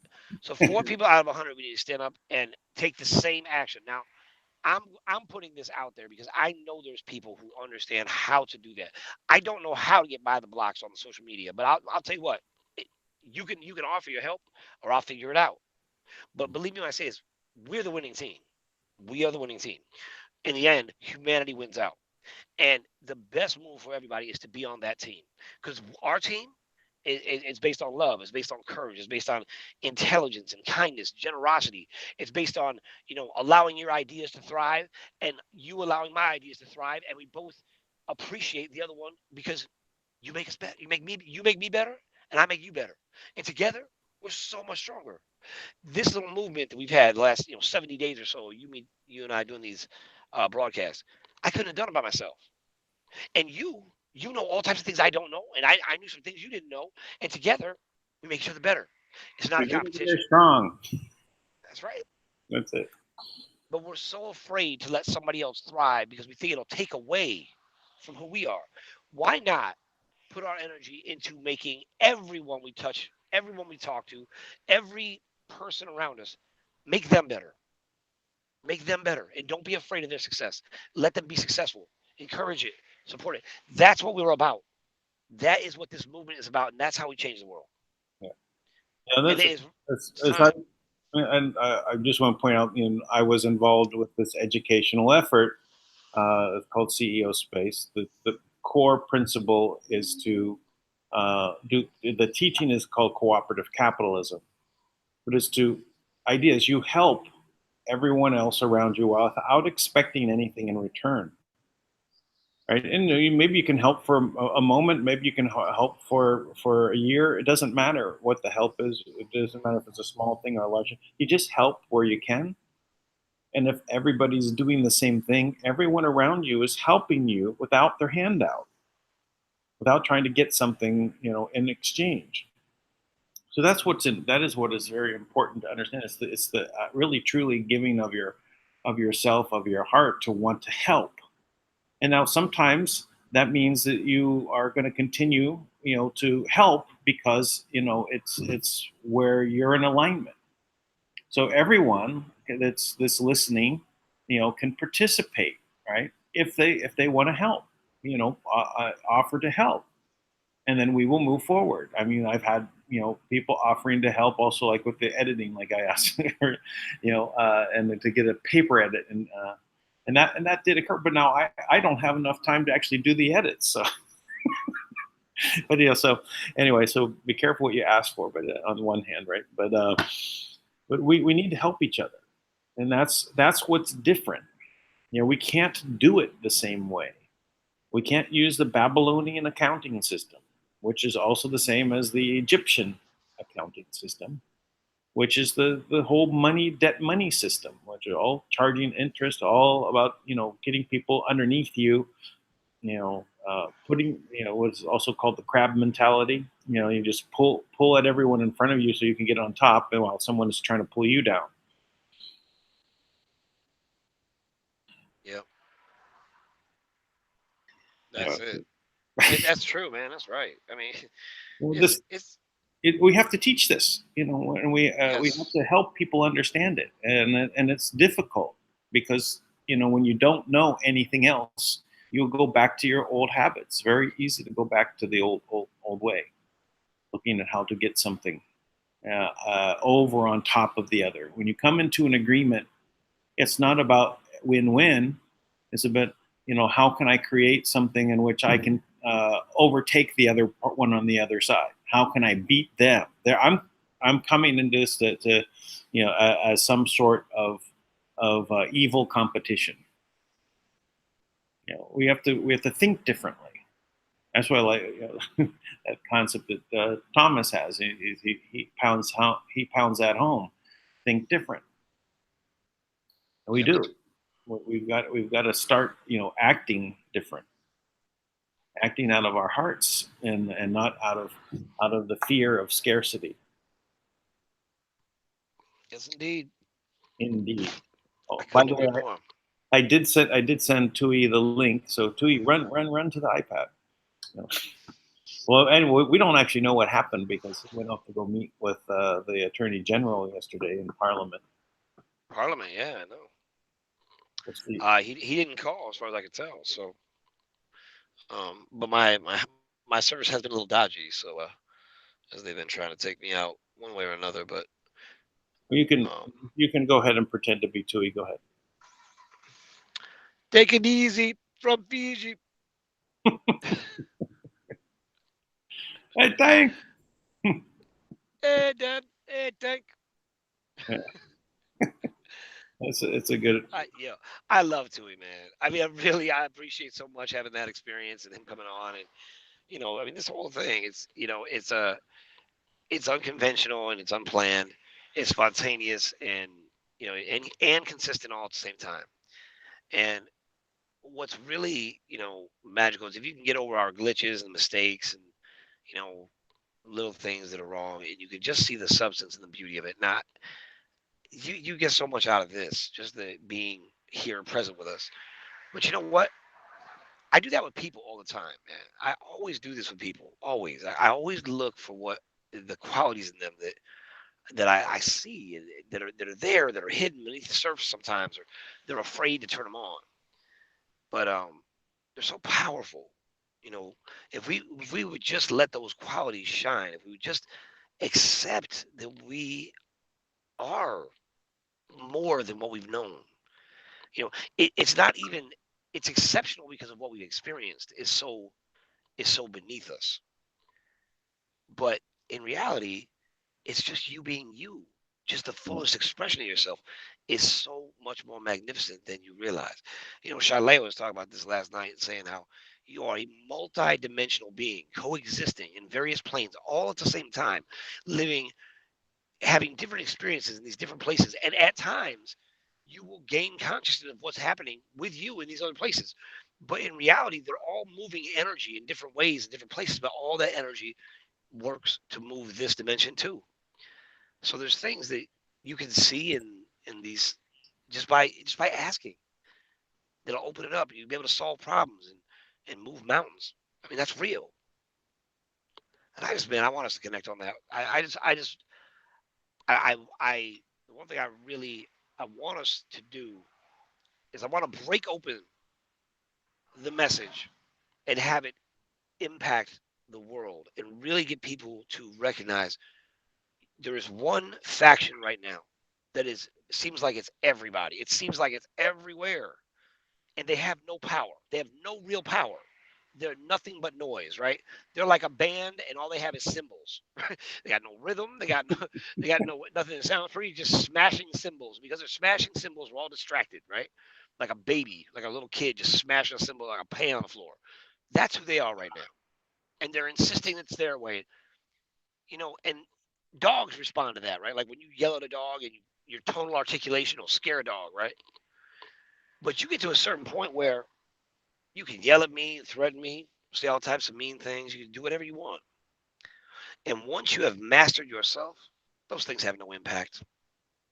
There's nothing they can do. You take all that hate that they're spewing out. They don't care if you like them. It's not a popularity contest. They could care less. What they care is that we eat, that we devour each other. That's what they care about. That we blame each other and we're yelling at each other on the streets and starting fights, even if it's just a show. Like even if you're a paid actor and you're out there willing to act like it's okay to put up a sign on a mattress and say my abortion was awesome, talk about it's like you have no honor. It's not beautiful what you're doing. It's not noble. It's disgusting. And and it's okay to be disgusted by it. But now let's respond with love, right? So how do you respond to things like that? Well, if they're killing babies, what I'm gonna do? I'm gonna give my kids the best life in the world. I'm gonna love them so much. I'm gonna build them up. I'm gonna encourage them. I'm gonna give them all the tools they need to go and be great every day. I'm gonna counteract their hate with love. Yeah. When they lie and act like it's about women's rights, even after a baby is completely removed from the woman, it has nothing to do with the woman. Nothing. Yeah. That's okay. Like, again, I'm going to respond by actually treating women with dignity and respect, love and kindness, generosity. Actually be considerate of who they are. See them, listen carefully, learn from them, and hopefully they'll learn from me too. Mhm. I'll treat women the way they want to be treated and be humble about it while they're trying to pervert what it means to be a woman. While they're out there trying to talk about, how to impeach the president and they don't bring any facts. They don't talk about anything of value. Nancy Pelosi had the audacity to say we never said there was not a crisis at the border. You lying, filthy mongrel of a human being. Again, I'm saying that out of love for everybody else because I don't even know what she is. She had the nerve to say that. I was like, how did you say that without choking on your own tongue? Because she got up right after the State of the Union address and called it a manufactured crisis. Right. That what he was saying was hateful. I mean, it's a tragedy that that's what anybody thinks. Are you kidding, you crazy lunatic? Why do you have a job? And the only reason why she has a job because she's bloodline. Yeah. But I'll tell you what, my attitude is just like this, and this is the reality. They're bloodline, so they think that they have the authority of this, the international crown. You know what? That international crown has absolutely no authority over us whatsoever. We don't contract with them. And the contracts that our predecessors had, or those contracts have expired, and all of the ones that were able to enforce those laws upon you and upon us, that entire crowd of draconians, anti-human draconians who would devour us just as soon as they would, step on us on their way to the, grocery store. Every one of them's dead. So you don't even have anything or anyone backing you up. So we're not subject to that anymore. So, and we are changing things. So we're building already something completely different. And you don't have to be afraid. You just have to join, participate, do what you can. Do videos like this. It doesn't. Believe me, all you got to do is get started. Make yourself a little commitment to do, one show, and then after you've done that, then make a commitment to another until you are used to it. It'll become second nature. I woke up 30 minutes before the broadcast today. Another one of those. As I was up late, I was actually working on the edit. I was re-editing your broadcast yesterday, Tank, from about the Speak Up with Tank. So when I was, because you had a lot of audio glitches and they were very, so I kind of muted the noise, right? So that's good to know. Yeah. But I was up late, so I woke up and I got right on the air. I made my tea, sat down, yeah, and I launched right into one of the most greatest topics that we have here is about Project Hammer, and covered SerialBrain2 and David Janda and SpeakProject. So all of that. It's just because it just becomes second nature. It's just like picking up the phone and having a phone call. You can do a video, and it's very easy. You know what, Dan? Now you and I both embrace the same mentality, right? Like, it's. I remember talking to Jared Rand this one time, right? And Jared. Now Rand and we always had a kind of a frenemy kind of relationship, right? Like it was like I was trying to get behind him, but he kept doing things I just couldn't get behind. He jacked up my call when Fisher first told me about, which by the way I know I was supposed to get that for you. I totally forgot, but when Fisher went off talking about you have the right to your self-righteous indignation, and Jared Rand showed up and said, I'm part of the movement, I'm part of the Republic, I work for him, and all these things, right? So the next night he came on the interview and started blaming the people, this is the classic MO, right? Like, you need to be less about the money. Now, first of all, that's what everybody with money wants to say, isn't it? You ever notice that? Why are you all about the money? Like, hey, it's that projection in the mirror, or the opposite, right? Right. Don't you dare tell me, because I'll tell you something. I'm not about the money. I am not about the money. What I'm about is the change. It just so happens all you losers who worship money out there, you're in the way. And because you're in the way, I got to get money to change it. Yeah. But that shouldn't even be necessary. But that's okay. We'll go that path. Because you know what I'll do? And what we're doing? We'll beat you at your game. We'll beat you at your own game. That's fine. Because and there's nothing you can do that we can't do better. Nothing. Nothing. But anyways, so now that being said, I remember Jerry Rand, and we go back and forth, and he put it on the people, and I challenged him on it. I said, "Now that's not fair." I mean, this is the first time, like the first time I talked to him, I said that is not fair. That you cannot tell people it's their frequency because they're too much about the money after you have zigged and zagged repeatedly saying it's coming in and it doesn't. You are breaking their heart, and that is what they want to do. By the way, they want a broken heart because a broken heart is almost impossible. It's almost impossible for a broken heart to be truly in a state of love. It's the most natural state because it's broken. Yeah. So don't let them break your heart. Don't let them break your heart. No, they have no control over you. If your heart gets broken, it's a choice you made. Take ownership for everything happening to you. Own it. Don't let them break your heart. Now, but then Rand said this, right? I remember listening to him. Like every now and again, he'd say something that was valuable, right? And I remember one time, whatever group he's with, they were obviously listening to my calls because I was just starting to talk to Kim, and I hung up the phone with Kim 2 seconds later. I mean, like literally, I hung up the phone with Kim, and Jared Rand called, and he referred to every single thing Kim and I had just talked about. It was not a coincidence, right? Now, but then this happened.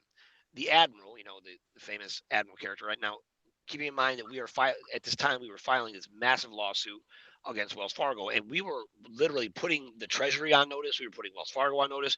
We were making public notifications. We were sending letters. I mean, we set up dead man triggers so that we could expose all types of things. And I still have enough evidence that if Wells Fargo had a dime, we could sue them successfully, right?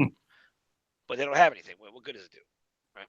So, and I mean, I have enough evidence. You could have the bank. Yeah. I mean, well. And then you can get you can remove the people at the terminals that are basically denying the access. I think it's the Gal family that actually runs Wells Fargo, and I'm very, I guess at some point, if I thought a lawsuit was something that had value, really, that like you could do, because lawsuits essentially just pay the lawyers, right? They get some big settlement, and if I settle with them and we win, right, then what?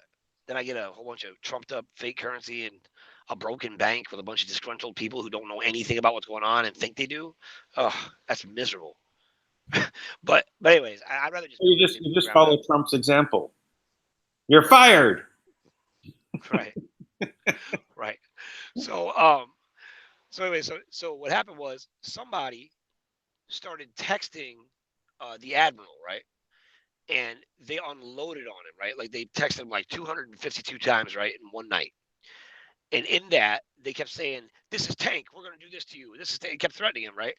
So I guess his security team called up Rand and was like, this guy Tank called all night. We're going to take him out and all stuff like, they were trying to scare me. I'm like, and I had to laugh. I'm like, now isn't the Admiral supposed to be guarded by like these really top-notch CIA guys and the best security in the world? Now, don't they have basic things like my 12-year-olds could like go online and figure out, like, for example, what number did they call you from, right? Because couldn't you very easily prove it wasn't me? Because it wasn't me. I didn't do that, right? So it wasn't even hard to do. So very easily they could have proved it. And then he threats against me. I'm like, are you kidding? I'm like, aren't you guys supposed to be this top security force, right? So Rand, now think about it. This is how these people think.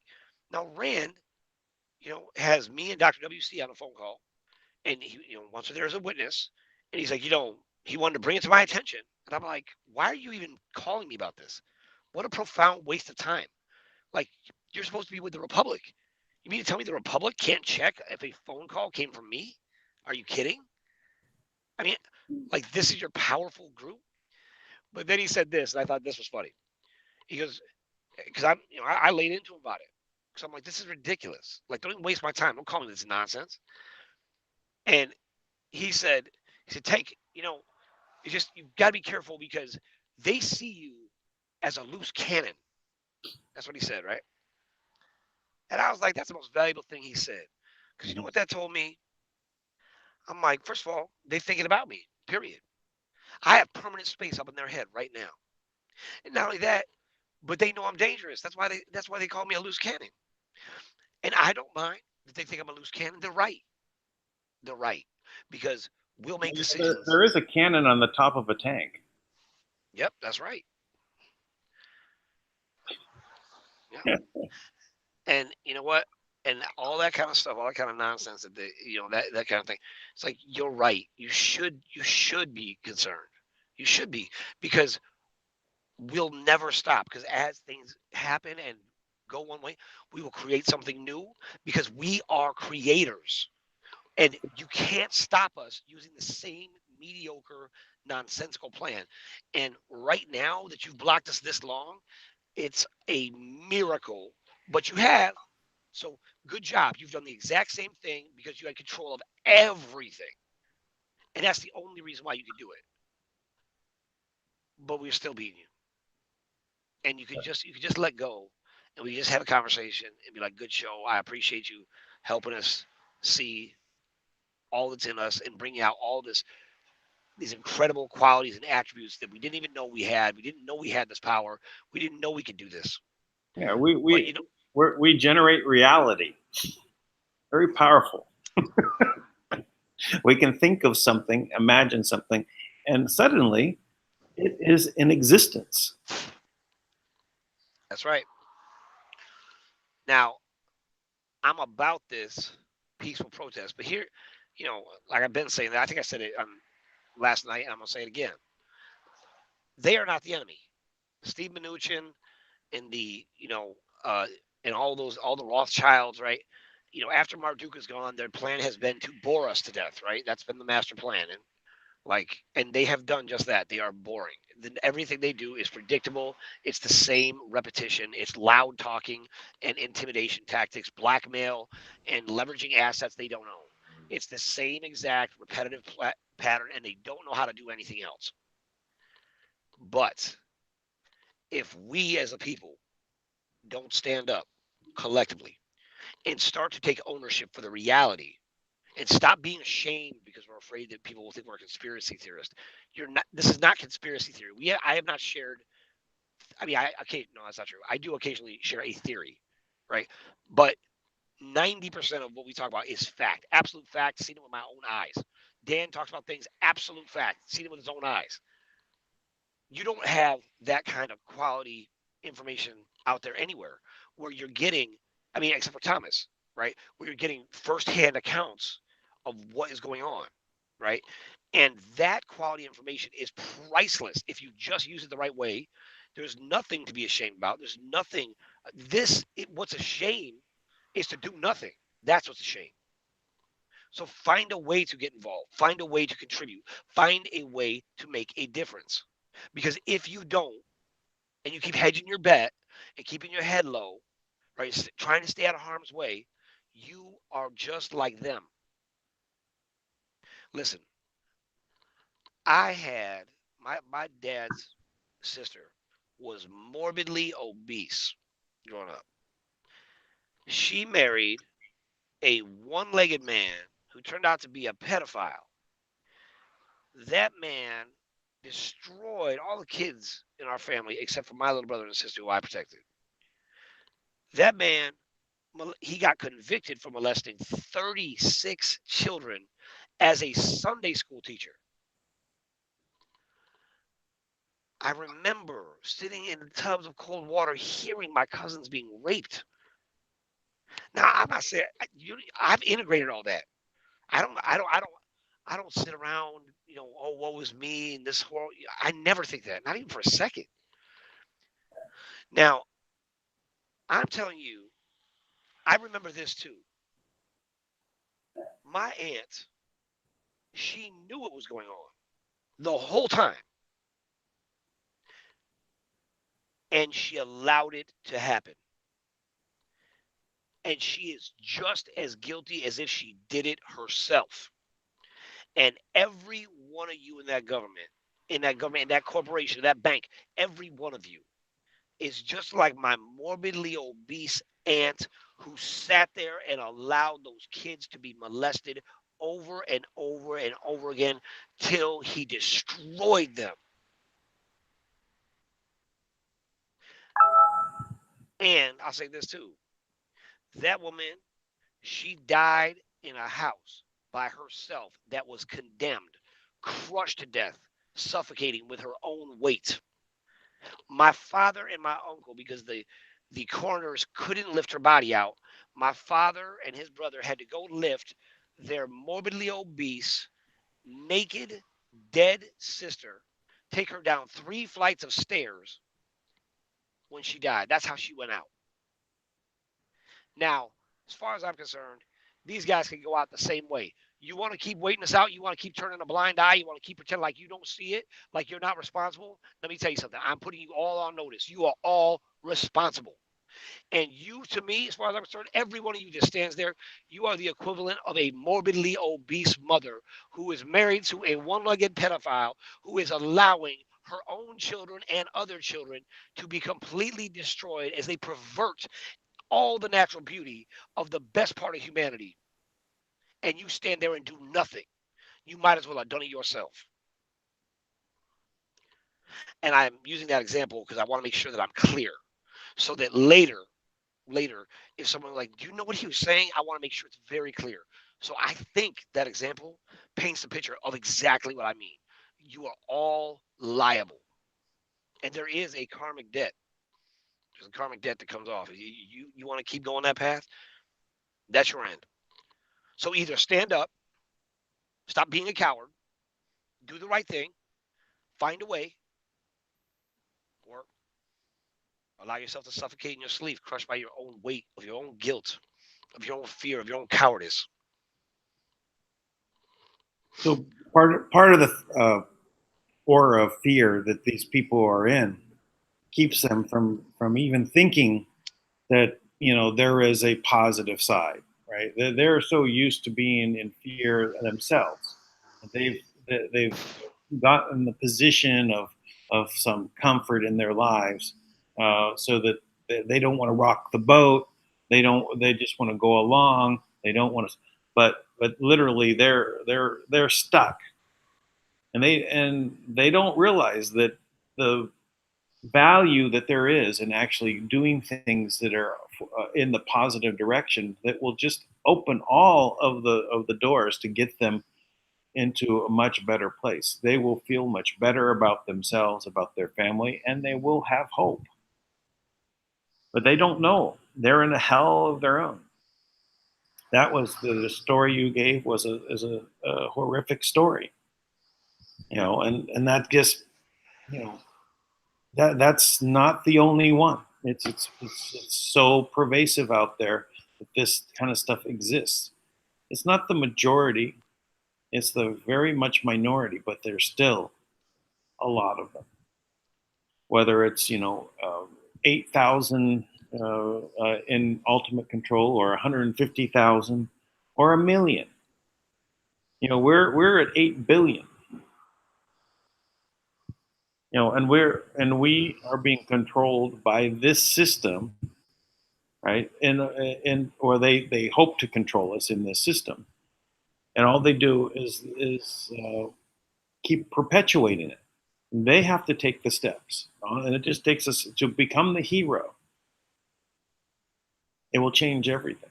And that first one that breaks ranks, allows the money to flow to the projects for all of humanity. $1 goes, all of it goes. Yep, that's it. So, but in the meantime, we remain in this slavery system, and I reject it. I am not your slave. I'm sovereign, and anybody else who wants to be, you can make that same declaration. And I'll tell you what, now that might not be acknowledged by paperwork yet here in this third dimension, but I refuse to be subject to anything they have to say or do. Well, they try to mess. On that point, Tank, I'd like to have my sovereignty acknowledged in paperwork in the third dimension. Me too. That's what I'm saying. I'm saying, listen, I'm working on it. I'm working. Believe me, I'm working on it. Yeah. But when I have a clear path, personally and individually, I'll let you know.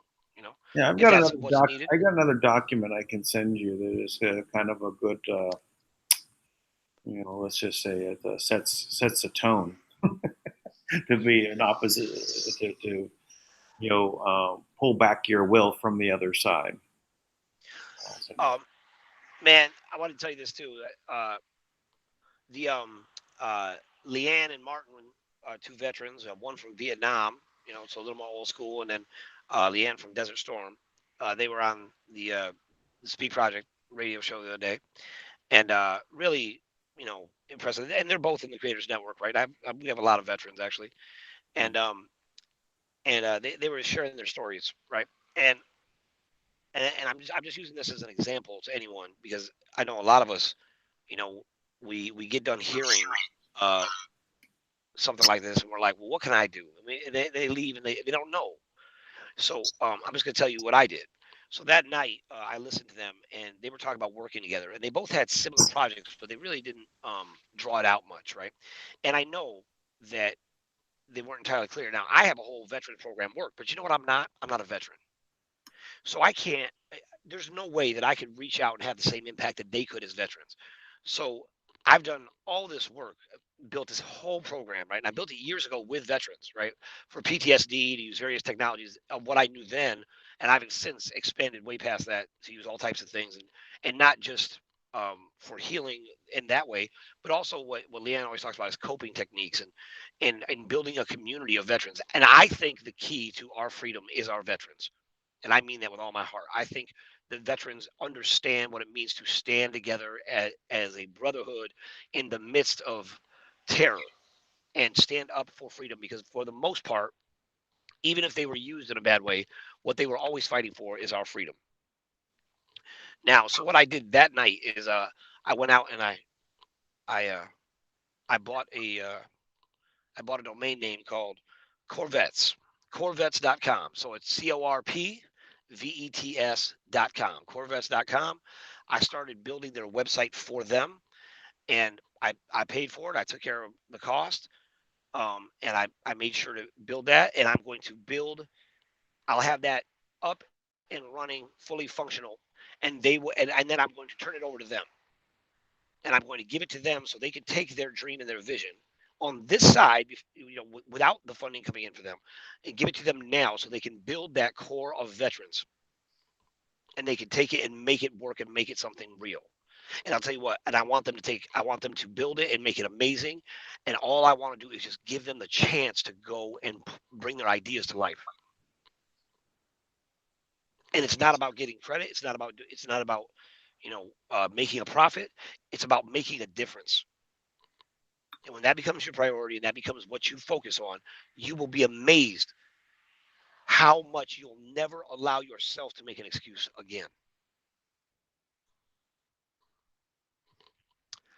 So that's it. They can come together and together they're strong on their one project. They focus, and the people that it may be good for people to collaborate, and it may end up being a joint project. Well, I mean, it's going to be a joint project because Josh Conway, who's another veteran, who's way ahead. I mean, he's got all types of things working, man. I'd say something to Josh. Josh will go have 30 different ways of doing one thing I said, because he's about it. You just give him a little spark, man. He goes and builds and creates and networks and makes contacts. He's had, governors and congresswomen, like making, lawyers, all types of people, making contacts, and fearless. And you know what? And you should be fearless. You know why? Because the man is such of high integrity. He's such a good man. He has nothing to be afraid of.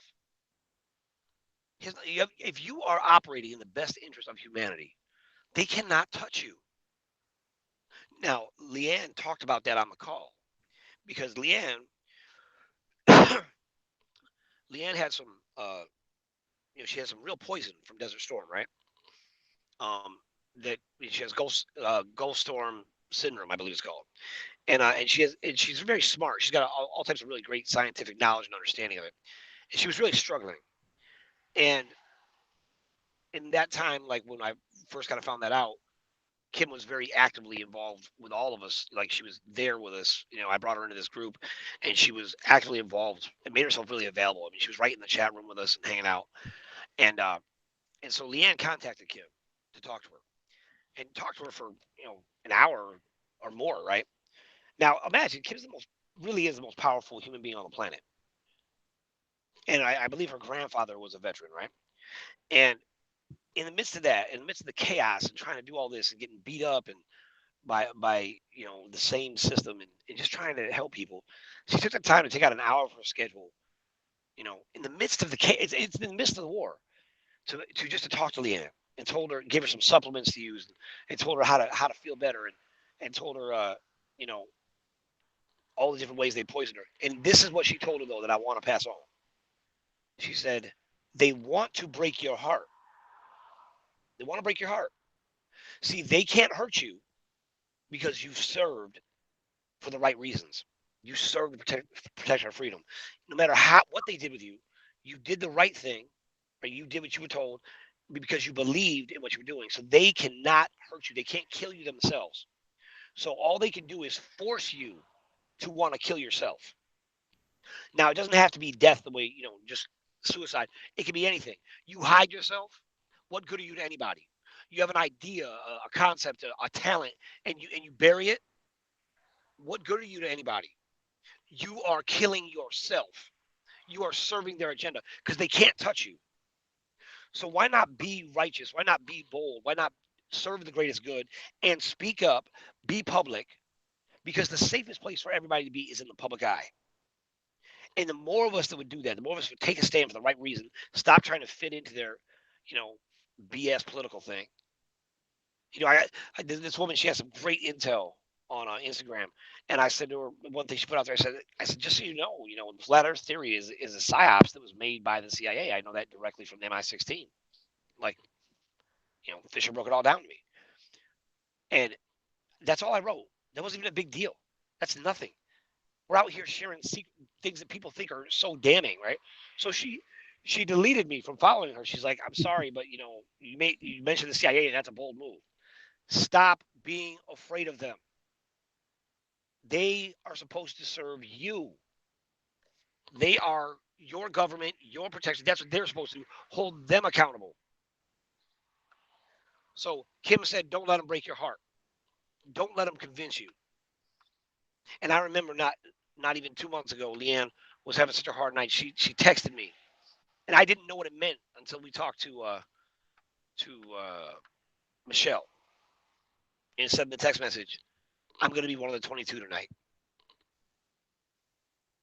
She said, I'm going to be one of the 22 tonight. And I didn't even know what it meant to help her. I didn't know.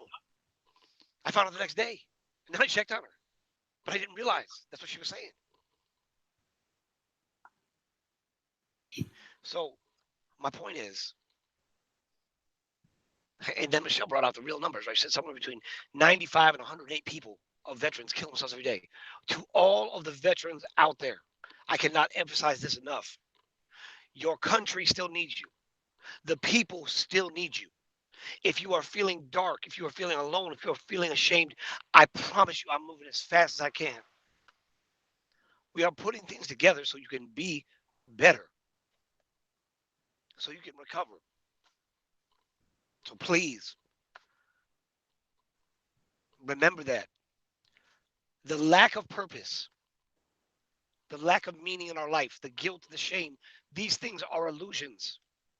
But these are the reasons why we kill ourselves. These are the reasons why we kill others. These are the reasons why we hurt and maim other people. Don't let them beat you. I promise you, we are putting things together to change it.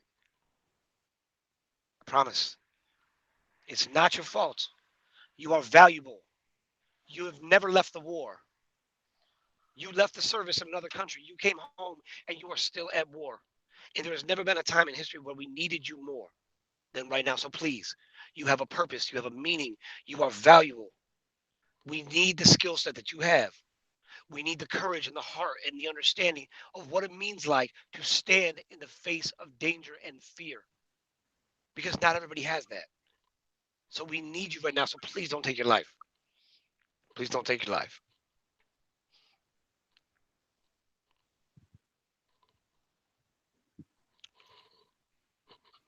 We are at war. We need you. We need everybody to come together. And even if you're, a pacifist, You don't want to talk about the negative things.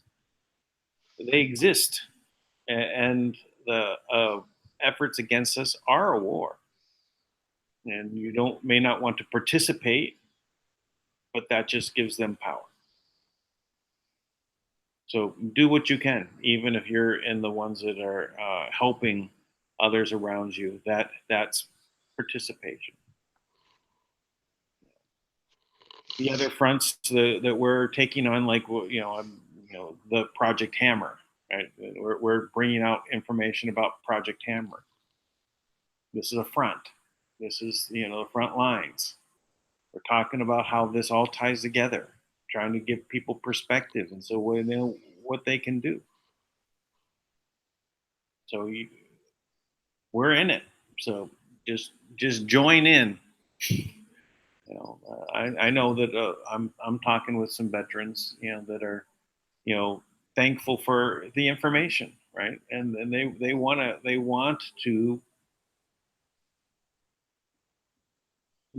to participate, right? And they also don't know how, but just doing simple things, taking simple steps, pointing the direction, sharing the link, subscribing, giving thumbs up. These are very simple things to participate.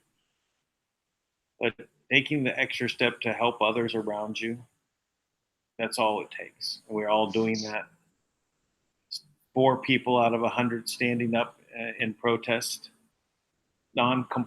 Non-cooperation is the Gandhi style, right? Don't cooperate. Do not contract in today's language.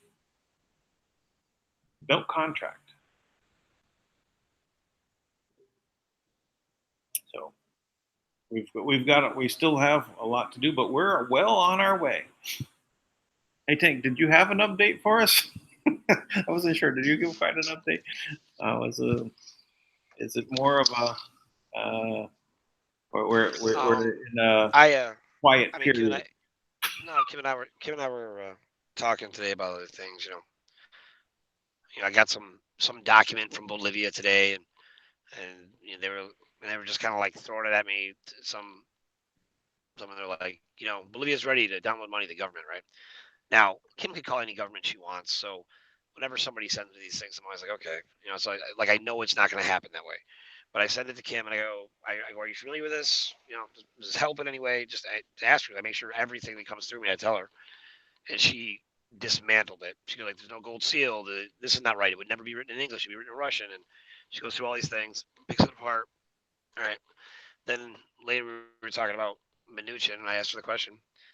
And we went back and forth, and I was just having a moment thinking about these that I've been, I don't measure, it's impossible not to measure things in time, when you have kids that are little. So my daughter's 6, my sons are 12. And no matter what's going on, I've made sure not to ever take that time from them. I'm always there in their life, actively involved in every way I can be at all times. And I never compromise it. I've walked out of meetings with all types of people and gotten off calls just to make sure that I'm there for soccer practice. But so that I'm fortunately I've maintained that, and I've allowed everything else in my life to basically fall apart. Essentially I've allowed it because the mission is too important. Right. What we're doing is so important. But I started to reflect on when I was waking up from the RV coma, and I started going after the Chinese elders and all these people, and I realized then that, I was picking fights with everyone, and there was a very real possibility at some point that like I could be, I'm like, I guess they could really take me out, right? Because I'm picking fights with everybody, and but the one thing I started doing is every day I started posting the numbers of the number of children that were starving to death every day. While we have technology that we can drop it any place on the planet, and that company right now, Cure for Hunger, can produce 500 units this year. And I agreed that we would buy all of them, and we would put them all over the world. But we would start here first, so we could get away from the infected food we have. But we could completely obliterate world hunger in 1 year. And since this has happened, 9 million plus children have died from starvation while these animals salted the plains in Ethiopia and destroyed, 1,000-year-old cashew trees to destroy an entire economy in Syria. While they've infected the water with poisons in the air and created myths and nonsense. How can any of you serve All them? for that greed of the money, right? Right. Drags people along, get these extra profits. When I'm reading the Hammer report, I've talked about the trading platforms, trading programs, and things like that, and went through, the whole systems and everything. But it's all based around, the one thing I never really put together was when you explained to me that when you bring those assets in to start the program, you have to have an asset. You have to have something that they start trading off of for the projects. That registers to the trust, and that's how that is the vacuum of sucking up all of the assets of the planet, and all for the endless supply of pretty paper. These ones and zeros in your bank account that can get bigger and bigger. But once you've paid your bills,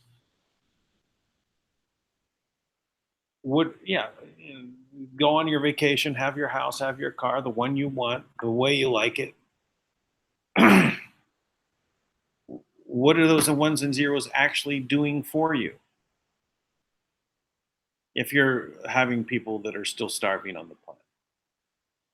And yes, you can give to a charity, right? And they promise to give 10 cents of every dollar you give to food for those people. The system is so geared towards just the money for the people that are at the top of these things. They're all parasites. I am not against making money. I'm not against capitalism. We just don't have it. People, should be able to make their businesses and go about and make their living. And if they build a big organization, that's fine. Let them have the bigger incomes, and that's fine. But when you get to the levels that we're discussing, where we're talking about billions, I've seen so much paperwork coming where here's a $1 billion CD you want to go to trade with. You need 5 billion, right, to get started. If you only have 1 billion, or you only have 100 million, you got to do a bullet to build it up fast. So it's other little tiny platforms over here to get the numbers bigger so that you get to what you want.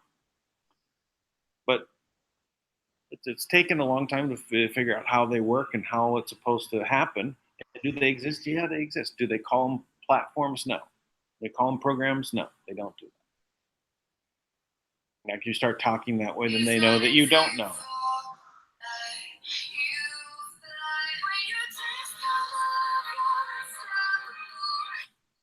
Well, that's interesting. Rodriguez Trust. Maybe the GCR has happened. Yeah, they're calling up right now, like, abort! Get off that right now, and I'll make you a quadrillionaire. No. It's not like that. Not at all. There were people in the Rodriguez. They're really heartful, really good people. They are. They're doing the best that they can within the system. Yeah, so. This is something that is going to be difficult for so many of those people. I haven't even talked with who was just calling with me about this subject. Others I've talked to. This is Philippine side. I haven't talked to the Philippine side of this about this, how the GCR is set up to do the wrong thing. So it'll be interesting to see what the call was about. But we have to stop doing those things, and I've got I've got to express this to this side and what my understanding of this is now, and help them come over. And I believe that that is something that is highly important for them to realize. I know on the American side and the conversation I have, they know what my feelings are about it.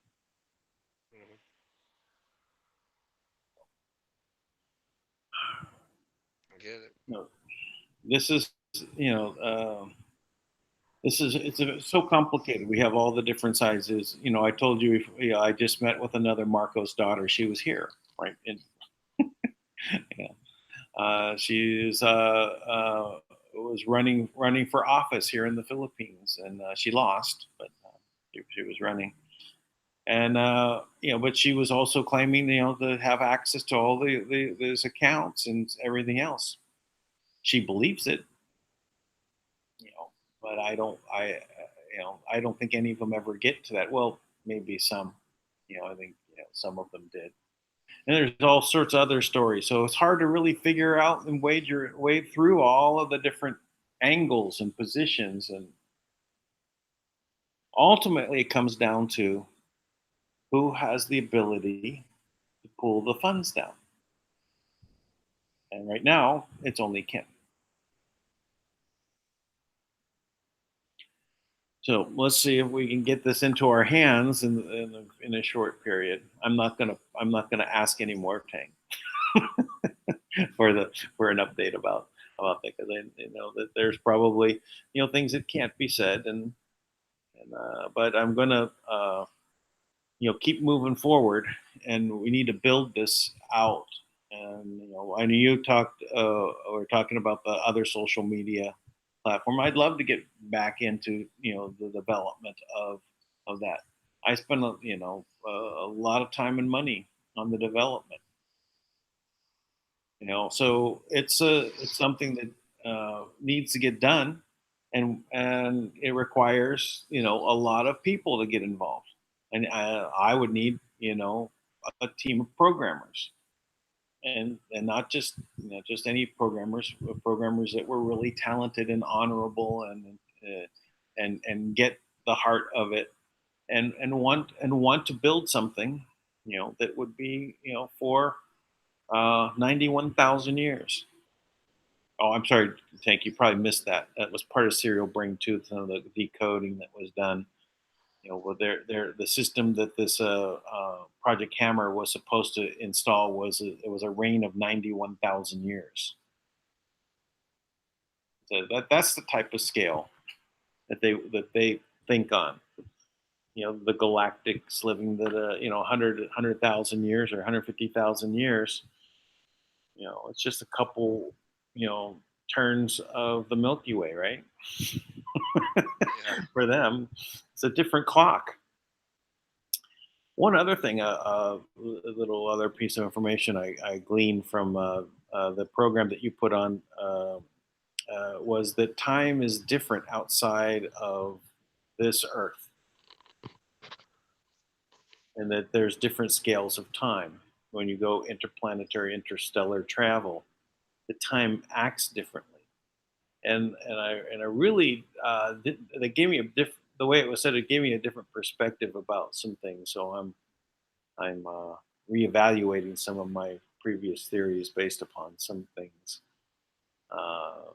Because I always knew that time is not a constant; it's a variable, but it's always a variable according to relativity, the theory of relativity. So relative to your conscious thought. So anyway, we'll be thinking about that. Anyway, so what else should we cover today? Are we good? We're approaching the third hour. Do we want to cover anything else? I'm ready to shut it down, man. I think we're good. I think we said plenty, and better to have the message end when the message is over versus. I mean, there's a million things we can always talk about, but I think we're covered for today. Well, I'm going to cover the Project Hammer tomorrow. I'll keep reading, read another, It's a 5 great idea, by the pages way. or so. I think that's a great idea. And we'll fill it. Then I'll edit it together into one piece afterwards, so we get one read through it. Sure. And then, but yeah, it's good to have get this perspective about what that's all about. So, all right, Tui didn't make it on. Maybe we'll hear from him tomorrow. It'll be Sunday. It'll be his day of rest and the beginning of time. And the beginning of time. Not to be overly dramatic, just saying. Yeah. And at the beginning of time, he will start the day ahead of me by 3 hours, I think, or something like that. And so said Dan, and thus it was. All right. I will. That's right. All right, everybody, have a great night. Dan, thank you as always, and we will talk tomorrow. All right. Thank you, everyone. Good night, everyone.